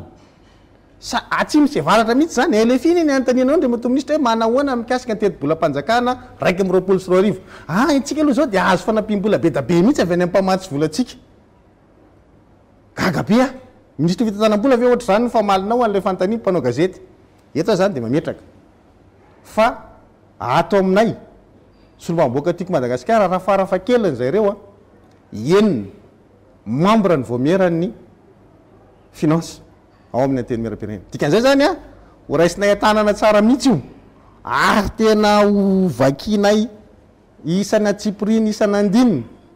Ary na ny fepotona aza sao dia atao ohatran'ilay teo tsy hitandray ny tome 2 dia miandry eo hatramin'ny firy tonga mivory sabotsy lahady zay tamin'ny fotoana iny a. Hoe tena andro fetiny ray tadidy tsara tamin'izay fotoana zay dia nivory ny solombavambahoaka fa ny fanapanatanteraka ny tsy tonga hoe aiza le atao taratasy avy any aminareo odiny ato amin'ny teti-bola mpanjakana nasy-pantsiny. Ny fotoana tompoko dia ajaonareo ao ministera fitantanam-bola amin'ny fandefasana ny atao taratasy eny aminay anivony ateny miaram-pirenena satria hiadihevitra mikasika ny LFI itsika. Ary hatreto dia mba mitenenina fa -3 tsika zao ozy ny FMI -3,2 mba azavao zany a, ahoana ny impossible atongavatsika any amin'ny 4% ny taux de croissance amin'ny 2021. Raha -3,2 tsika ny menga amin'izao tsika miteny zao aiko mbola hidina. Fa tsika zao volana Novambra, Oktobra, faraparany Oktobra ny teny FMI -3 tsika. Noho izany a, raha manao taux de croissance tena farak'izay zokany zany izy, andao atao hoe zareo tena faraky ny cerveau e. Fa zany Rajaonarimampianina zany raha ohatra ka toe-karena tsy dia mahay raha-pitahina amin'zareo reto ny tena enjana. Iny ary a, nanao taux de croissance eo amin'ny tsy haiko 1 à 2% eo maximum tao anatin'ny fotoana tondrany. Fa reto anao 4 dia mba porifoy ny atongavan'io 4% amin'ny 2021 raha menga avy aty -3 zany hoe manao taux de croissance any amin'ny 7% nge zany zareo. Ho possible ve zay? Atratrarana le 4% 2021. Mivoaka n'izao crise ny corona zao tsika. Amin'ny recette miditra amin'ny fanjakana amintsika amin'ny teny zao, le telo volana farany tsika mbola mila manenjika 1500 milliards. Tsy tratratsika akory a ny 400 milliards d'ariary isam-bola. Noho izany a ny LFR zany tsy ho tratra le 1500 farany amin'ny telo volana farany. Dikany ny déficit budgétaire tsika raha nitombananareo 6,3%,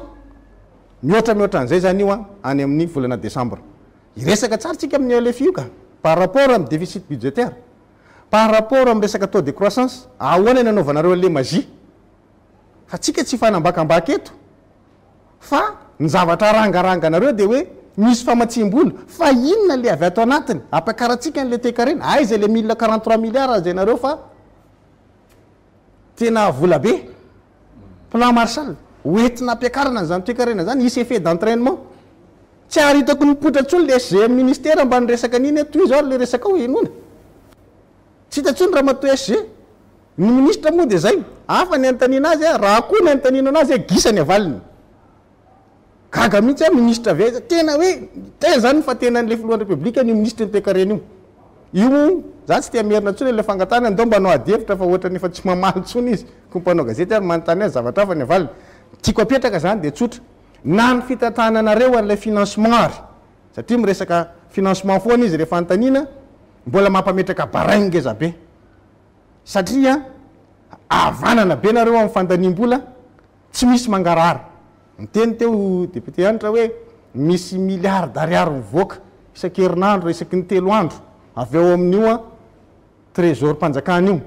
Fa ny ady apetrako tsara fotsiny hoe raha ny FSS fotsiny ohatra no sitsika resaka misy traçabilité nge zany FSS zany. Tamin'ny andron'ny président Iarahana Amin'Ny tamin'ny 2015 no namadiana ny ministèren'ny mponina ho fiahina ara-tsosialy, protection sociale, affaires sociales izy tany aloha dia navadika hoe protection sociale. Misy dika an'izay satria ninona ny mpamatsy vola antsika dia namatsy vola ho an'ny fiahina ara-tsosialy nisy ny le FSS, filets sociaux de sécurité. Zany hoe fiahina n'le fianakaviana sahirana mihitsy zany.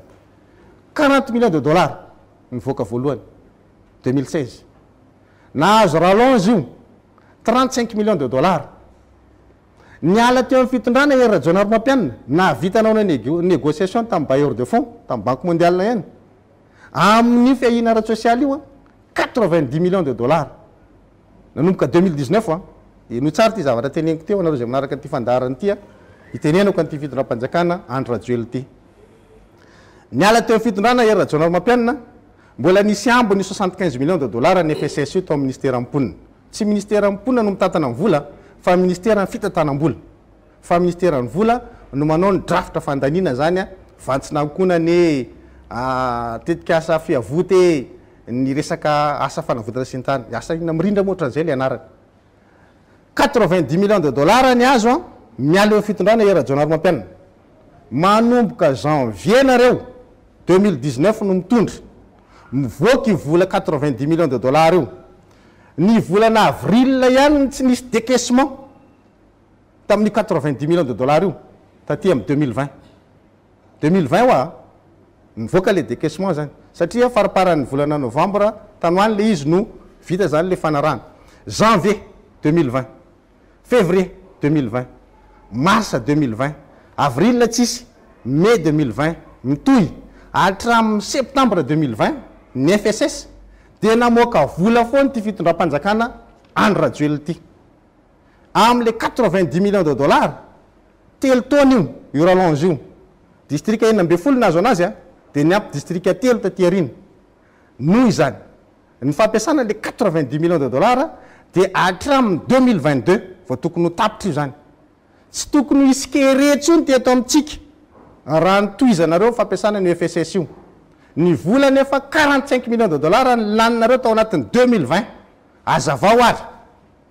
nalefanareo nakaiza le 45 millions de dollars ny FSS. Volana avril ihany tsisy décaissement azontsika marinina zany. Volana avril tsy namoaka vola fa nanomboka volana janoary, février, mars, mai, juin, juillet, août, septembre namoaka vola foana fitondram-panjakana ny rajoely atao anatin'ny FSS 45 millions de dollars ny totalany. Maninona ny misy kere eto amintsika nefa io tafiditra ao anaty le hoe vatsinankonana namatsina ny faritra atsimo akoatra ny faritra vatovavy sy ny aina Tomasina zany nahazo an'io faritra atsimo Betioka Ambovombe iny amin'ny faritra androy misy kere iny zany ao anatin'ny financement ny FSS io. Inona ny mbola mampisy an'le kere ary nataonareo aiza zany le 45 millions de dollars ny anatin'io FSS io. 50% tsika zao amin'ny 2022 vao tokony ho tapitra fampiasana ny vola io herintaona monja laninareo 50%. Natao aiza zay? Aloha zava le resaka fa resaka financement foana manko le ministre fitantanam-bola dia aloha tena itsiko any amin'ny mihitsy amin'izay le izy hoe ao aminao ao ministère ny fitantanam-bola no mamoaka ny volan'ny FSS.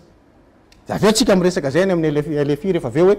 zao ndray izy rehefa teto-bolam-panjakana ty izy rehefa projet avy any amin'ny mpiara-mombona antoka amintsika. Aza fangaro reo monsieur le ministre fa zavatra samy hafa zany. Aloha tsy badotsika le vahoaka. Marina moa zany fa ny association fitia no manao ny fisahanana ny fitsondrovana an'ireo zaza madinika any amin'ny faritra Nosy ary ny orinasa fiarina ny TGV no misahana ny kere sy ny famatsiana ny faritra Atsimo andrefana. Ny toekarena amin'izao fotoana izao zay ny korotana rabola fa ny toekarena malagasy amin'izao tsika amin'ny teny izao dia zao mamaritra azy. Branche anankitelo no mitarika ny toekarena malagasy dia ny jaune franche izay miantoka ny 350 ny toekarena malagasy. Izay marina moa zany fa mikatona tanteraka satria manidiny sistany ny AGOA, zany hoe États-Unis. Ny faharoa manarakaraka azy dia ny énergie, secteur énergie zany izay misahana 1.5 io le totofana subvention be mihitsy au détriment zany hoe miantoka an'io ny etra alohan'ny vahoaka malagasy amin'ny ankapobeny. Ary ny industrie ny boisson alcoolique no hery fahatelo ny tarika ny toekarena malagasy amin'izao fotoana izao. Io dia rahantsika malala fa mamono ny force ouvrière satria no amoraina arak'izay tratra ny fanokafana epibar eto amintsika ary iantohan'ny lalàna amin'ny fitantanam-bola tato ato izay endry zavatra rehetra izay. Raha izay ny endriky ny raharaha amin'ny ankapobeny, ahoana ny fomba hitondranareo ny adihevitra mandritra ny TLF ity? Tiako firenena kely mikasika le resaka sécurité ny investissement eto Madagasikara. Ao anatin'ny fotoana fohy nanomboka tamin'ny fotoana nitondran'ny ty fitondrana ty dia maro be ny orinasa maty sy lasa nandeha niala, naniditra trano na niala teto Madagasikara. Noho ny tsy fisian'izay sécurité d'investissement zay mihitsiny. Ny resaka fanamorana ny investissement eto zany dia lasa monopole na olona vitsivitsy eto Madagasikara zao. Tao anatin'izay fotoana zay fanomezana vahana ny namanamana na vahiny izy na teratany malagasy. Dia niroboka daholo izay namana rehetrarehetra fa ny efa investisseur teto zay efa amin'ny taona efa ela be, fotoana maro no teto dia maro ny lasa nandeha. Afaka mitondra ohatra maromaro tsika fa mbola iverenantsika izay resaka zay fa androany anomboana anazy zany. Ny resaka fanaovana fitakiana vola amin'ireo orinasa ireo anisany anankiray zay le anisany tsy misy sécurité. Baksis. Manaovana ino moa zany chantage, extorsion. Meo an'izao vola zay zany raha zao nareo ataonay an'izao. Dia misy tena atao ohatra ny vasale tena hoe fangalana vola fotsiny ireo orinasa ireo ary tompona ndraiky mpanjakana maro be mahazo avalina, mahazo ny alalana mihitsy hatrany ny faratapony manao an'izany. Fitarainana ange maro be, ny pirofo entina maro be, zany manjoa an'ireo orinasa lehibe na madinika na salatsala fa indrindra fa ireo manam-bola be sy mampidi-bola vahiny eto Madagasikara. Tonga zany dia hoe ny fiarin'ny économie malagasy mihitsy no potika ao anatin'izay zavatra zay satria sady mampiasa olona izy no mampidi-bola vahiny. Fa hito moa zany dia hoe tafiditra tao anatin'ny amehana ara-pahasalamana dia nisy fiatraikany amin'ny économie foana iny zavatra iny fa nizanona zany talohan'ny arety mandoza dia efa nisy an'izay ary mbola mitohy izy hatramin'izao tsika amin'ny teny zao zany. Ny eto ny sécurité, ny investissement zany maro be nge ny fanaovana lalana io fotsiny ary orinasa firy eto zany dia hiteny mihitsy hoe ohatra hoe zao ny kolasy nge be dia be ny marché azony fa tsy azony atao intsony. Fa aleo mena namana le izy dia aleo tsy manara-dalàna mba hahafahan'ny hafa mahazo an'io sinisiny sasa manome le kolikoly aleo tenenina mihitsy le izy misy grande corruption eto Madagasikara, manimba ny firenena, manimba ny fiarikarena eto Madagasikara zany. Fa eto mampalahelo hoe mbola tsisy mahasaminteny satria rahonana sy ampitahorina daholo zay rehetrarehetra taditeny. Zany zavatra zany tsy maintsy misy fiatraikany any amin'ilay fitantanam-bola ny fanjakana satria ny inona ny vola miditra eto Madagasikara ankoatran'le 80% ny fanampiana sy vola avy any ivelany ao anatin'ny budget de l'État io, fa ny impôt sy ny taxe eto Madagasikara tsy nahafeno fepetra, tsy tratra tao anatin'izay fepitaona nisy ny aretina zay. Zara raha moa nisy an'io aretina io aniliana ny tsy fahaiza mitantana. Fa raha ohatra tsy nisy an'io aretina io tsy tratra foana izy nanao ezaka toy inona raha tao amin'ny ministera tompon'andraikitra. Miresaka orinasa, ny orinasa-mpanjakana moa zany zao dia misaina amin'ny tanana sisa hoe iza ny orinasa-mpanjakana sisa mbola velona fa mitsopozipozy hijeriny ka ny Air Madagasikara ohatra zao. Air Madagasikara zany ge fantatsika fa rehareha Madagasikara zany Air Madagasikara zany fa nanomboka tamin'ny 2012 nampidirana kizo ny fidianana eny Airbus 340 reny tamin'ny fotoana ny teteza mita ianareo mitondra amin'izao fotoana zao nampidi-kizo namotika ny ary Madagasikara zay sy tafarina hatramintsika amin'ny teny zao. Vao tamin'ny herinandro iny asa 17 octobre no nisy didy mpitsarana mivoaka tany tribunal de commerce tany Paris ny condamné ny ary Madagasikara ando vola be tsy tokony tsy foroana azahoana avion na Boeing na BDP na tsy BDP moa zany fa ray roa zany condamnation ny Madagasikara. Ary Madagasikara efa tsy manana volana dia amelomana ny orinasa io ary amerenana tsy amin'ny laoniny akory fa mba amelombelona kely an'ilay orinasa mbola tonga avy any koa ny condamnation 46 millions de dollars mbola miampy dommage intérêt aza 112 millions de dollars. Ohatr'izany le fomba fitantanana zany dia mbola mitohy subvention isakiny mandeha isakiny loi de finance io jerena indray hoe ohatrinona indray ny subvention mena ny jirama. Nisy fotoana 1000 milliards d'ariary mena ny jirama. Nisy fotoana 500 milliards 300 milliards ho an'ny jirama. Fa fantatsika hoe hatramin'izao dia mbola tsy niova ihany ny fomba ny service zay andrasana zany fa subvention de l'État, subvention meny fanjakana ny vahoaka malagasy ny contribuable ny mpandohetra no miantoka an'izany vola rehetra zany. PDB zany hoe misy subvention foana andrasana io fa ny anahy mbola veriko eto izy hoe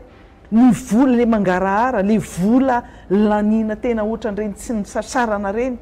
atao ny fitondram-panjakana isakiny mandeha isaky manao déplacement filoha-pirenena dia misy famoaham-bola goavana be ao amin'ny pairie général ao amin'ny trésor. Zany 13 milliards d'ariary zany inge tsy vola kely zany zany 20 milliards d'ariary zany inge isaky ny ray andro roa andro telo andro fa dia vola tsy lany lanina fa mandeha any amin'ny tsy lalany mihitsy zany ny vola fitantanam-bola amin'izao tsika amin'ny teny zao mba nisy ihany tany aloha tany fa ninjehana an'ireo mpitondra rehetrarehetra reo fa nitindray mitoraka aty manao avy 10 eny roapolo eny ny zavatra lazaina fa tsy mety eto amin'ny firenena aty dia manenjika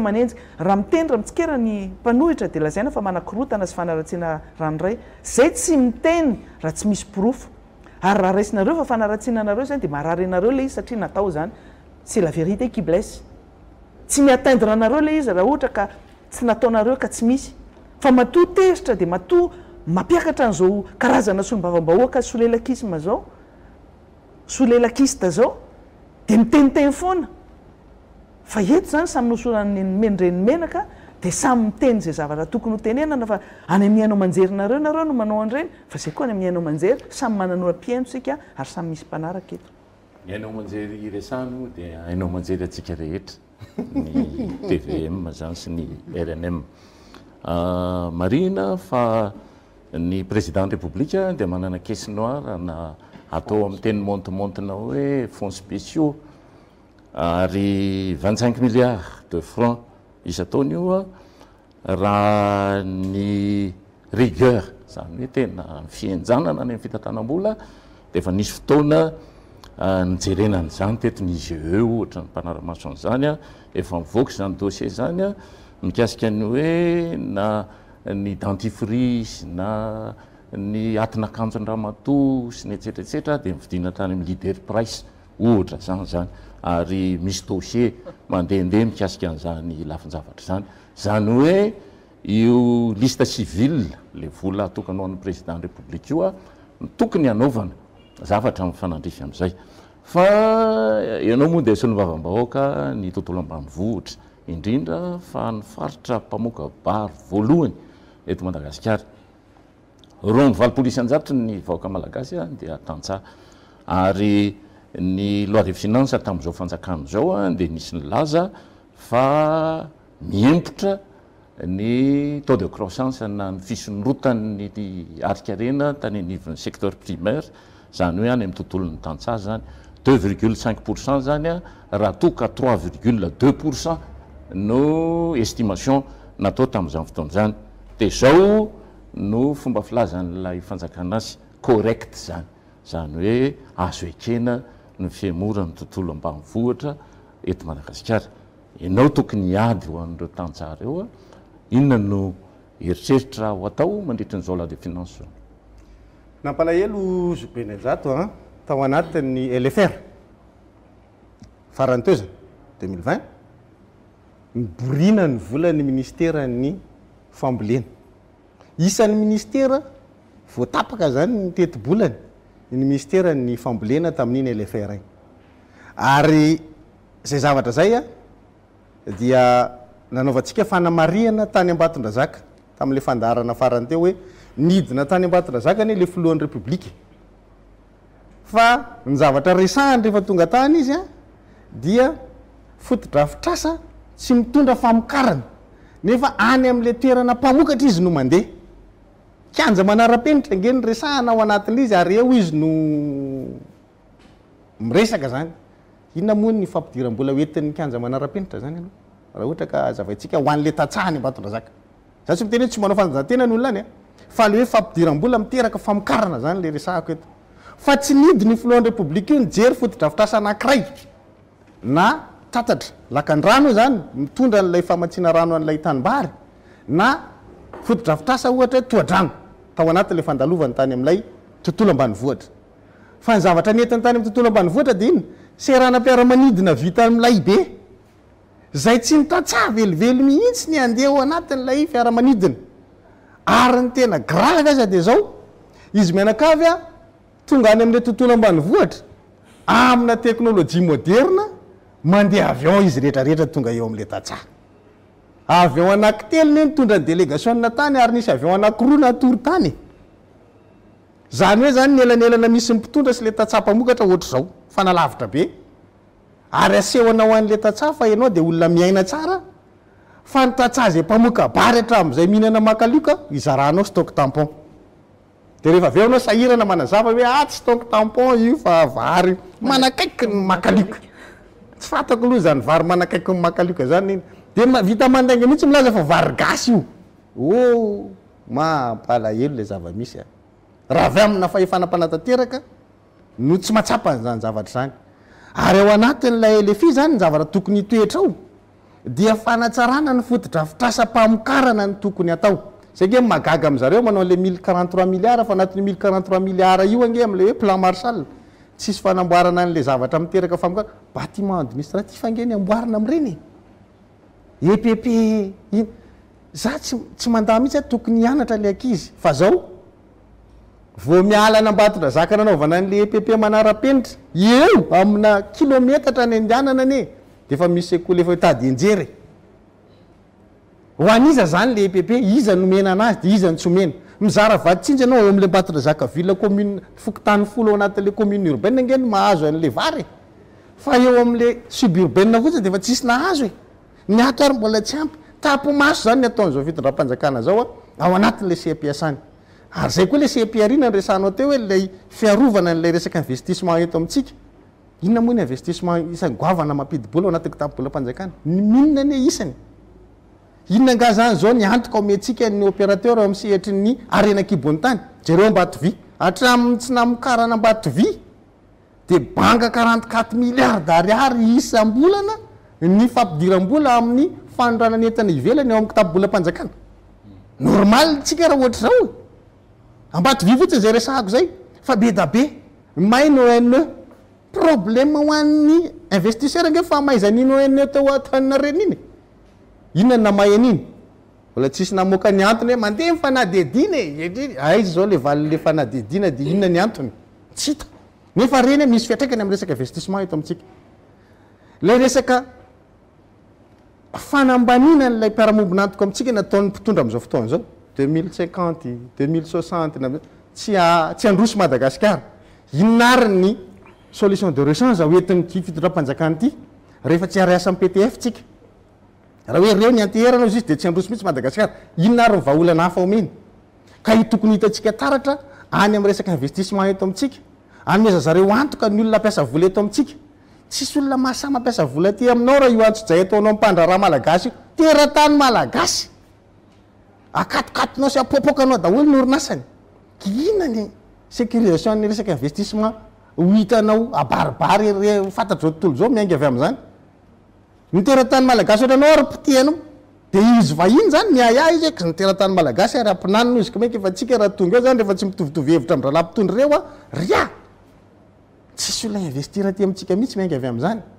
zay le olana ny tatsaha tsy rarahinao lay fotodrafitrasa afahany mampiaina anazy ny ministère ny fambolena borinao ny vola entin'ny miasa ampiroboroboana ny tontolo ambanivohitra ny aty amin'ny sehatra fandrarahana aty amin'ny industrie goavana ny mpandraraha malagasy pitehanao andao ataontsika ny mevahana ny vahiny zany izy zay ve mampandrosa atsika le vahiny ange vola vahiny fatatsika makaiza rehefa azony miverina eto amitsika ve mba ase voavoaka ny fanjakana io hoe ny resaka raha patrimoine de devise mba ohatra za isany nametraka n'izany fanontaniana zany tamin'ny fandalovan'ny ministera fitantanam-bola atao amin'ny voamera fitantanam-bola atao amin'ny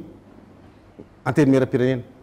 fa tsy nivaly teny eo fanontaniako hoe manahoana resaka raha patrimoine de devise andrasa aloha fa mbola any tany avy sakafo zay vao nanome valiny zareo ministera fitantanam-bola no tonga amin'ny resaka misolombam-bahoaka ametranao fanontaniana anankiray tsy mahavaly ahoana ny fampidina ny volantsika avy any ivelany zany rehetrarehetra zany mitambatra mampantra nyity firenena ty ary zay le tsara fantatra le vahoaka malagasy hoe io fanjakany io miaingo ambony tsikoko raha mijery ny fisehoiny ivelantsika enjan'ireo servo reo fa rehefa tena mijery ny zavatra ataony idirantsika amin'ny antsipriany tsy hitatsika taratra zany ary eto de tena mialatsina fa tsy mbola nisy fanjakana nanaovana mpandrarà SOS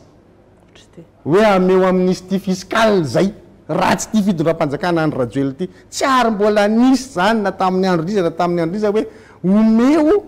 amin'nisy ty fiskal satria inona ny antony tsy capable tsika manohana an'ilay mpandrarà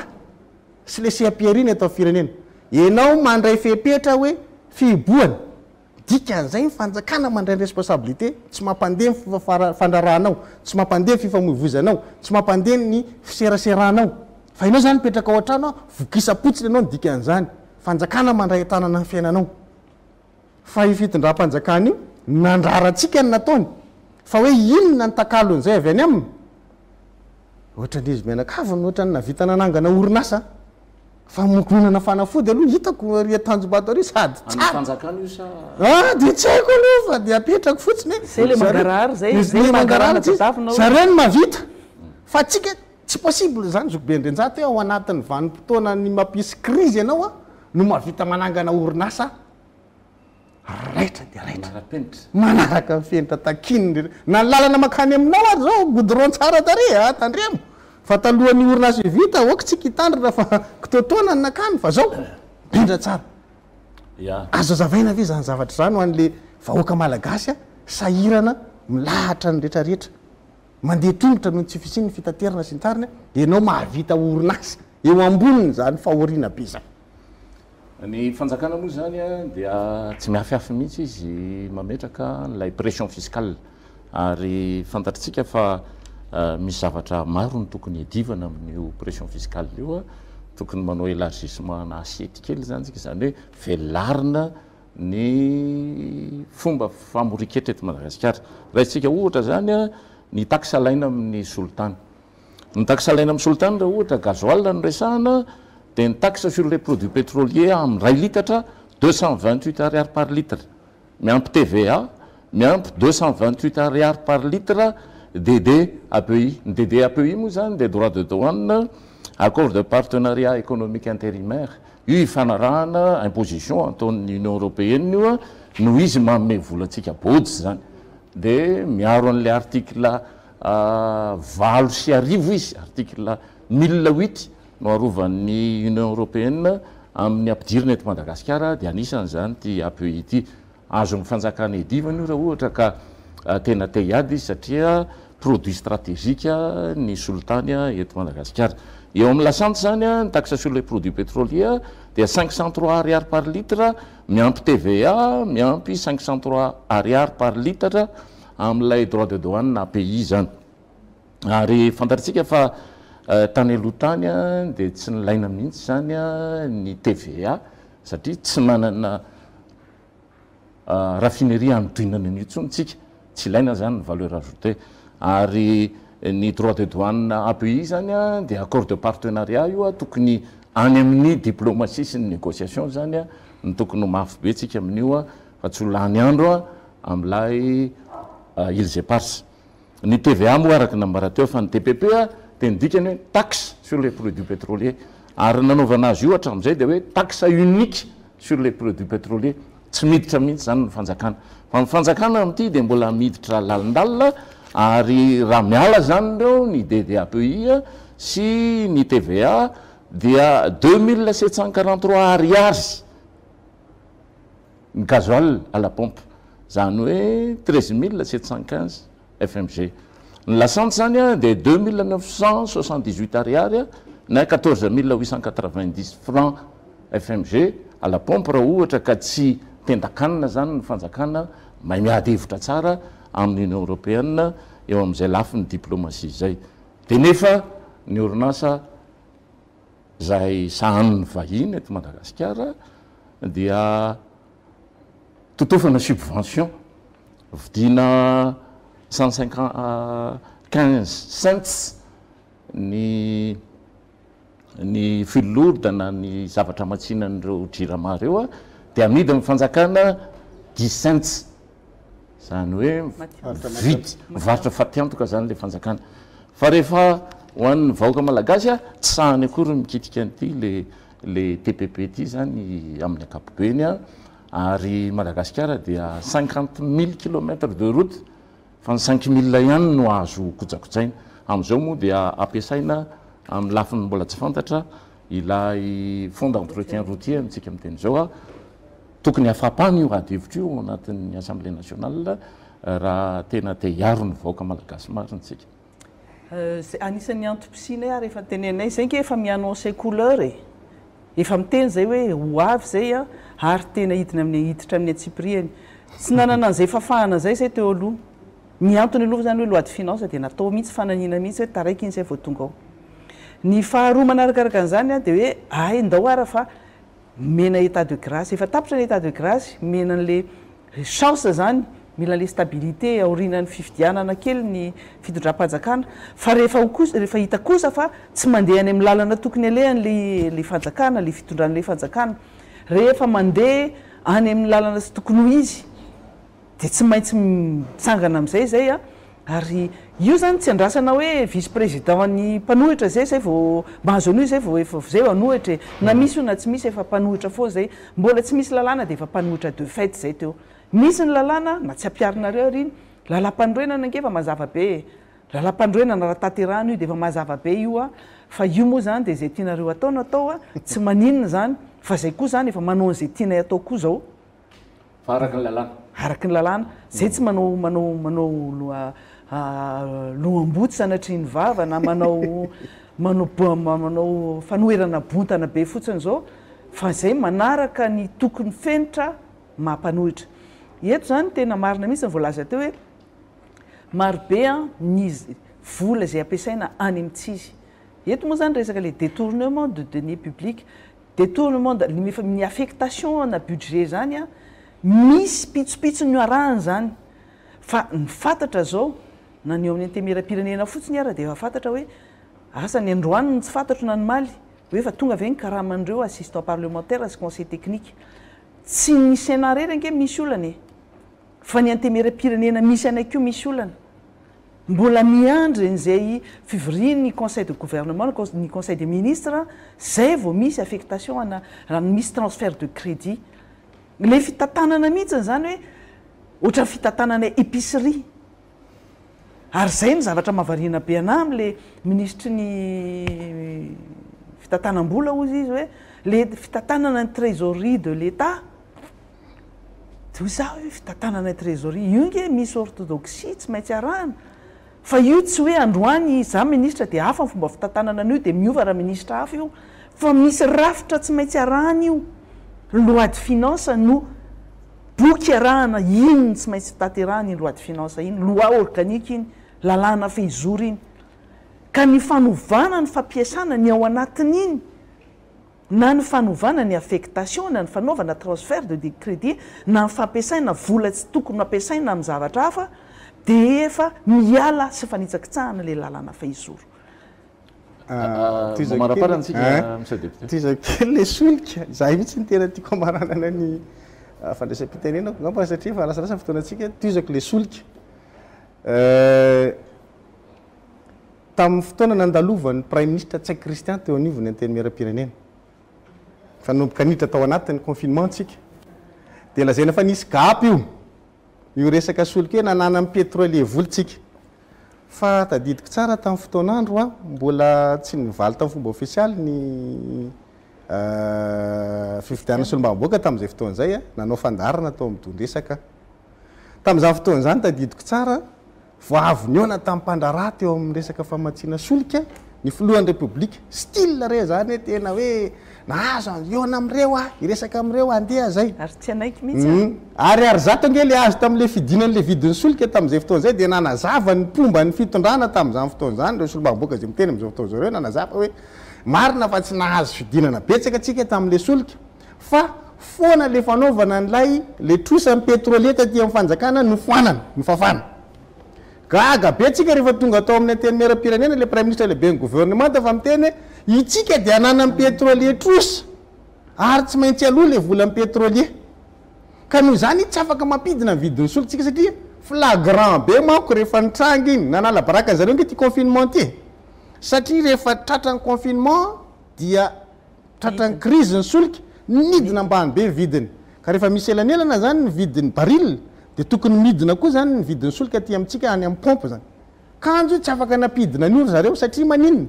ny fitondram-panjakana tompoko dia maka an'le elanelana anetsenana ny kitabolam-panjakana zany hoe anao vahoaka ndray zany no manampy ny manetsina ny kitabolam-panjakana avy amin'ny alala ny fividiananao solika fanjakana tena hoe tsara tataka mihitsy ty zany tsy tsara tatana zay ny azo lazana anazy na dia eo ana le hoe vérité de prix ie ka io tokony manaraka an'iny le izy dia nihetra amin'ny fanjakana etra amin'ny fanjakana foana fa tsy ianao ndray zany no hoe mandoava aloha rejato be ihany ianao fa mbola kelikely ny vola ato amin'ny kitabolam-panjakana dia anao mpanetsy reo satria anao mampiasa fiara tsy fanao mihitsy ny zavatra ataon'ity fitondram-panjakana ity fa dia mangina fotsiny ny teknisianina manoloana ny zavatra ohatran'izany mangina ministre fitantanam-bola zay nge le tsy mety ao anatin'le izy alaina ty amintsika vahoaka le vola elanelana amin'le tokony idina amin'ny vidin'ny solika fa io tokony midina io zay zany le tiako tsindrina fotsiny ao anatin'izy hoe le fanjakana mihitsy no manao fanahinina tsy mampidina amin'ny vidin'ny solika zany hoe mahalafo mividy mpiainana eto amintsika nefa ianao mahazo famatsim-bola avy any ivelany hoe ty financement anareo satria mandalo corona anareo ohatra zao dia maninona le vahoaka ndray mbola tsy tsafina ihany zany tena grave nefa izy miliba zany ao anatin'izay fa le vahoaka mandalo fasahiranana mampalahelo le izy ary hatramin'izao zany tsy ino hoe ity fitondram-panjakana ity no anana vahaolana ampiena ny sandan'ny ariary zay efa manakaiky ny 4 arivo amintsika amin'ny teny zao kely sy 10 arivo ka dollara par rapport amin'ny dollara nresantsika raha dollara izy zany manakaiky ny 4 arivo tsy mino ao raha ohatra ka ity fitondram-panjakana ity no atafidina zany ny sandan'io ka ampatanjaka ny sandan'ny ariary hoe ena ny sandan'ny vola vahina fa atanjaka ny ariary tena nefa raha vao io tsy midina dia mazava ho azy fa ny vidin'ny solika na dia eo zany rehetrarehetra resana zany mbola eo ihany ary farany ry fanjakana malalo mba aloavo re satria ny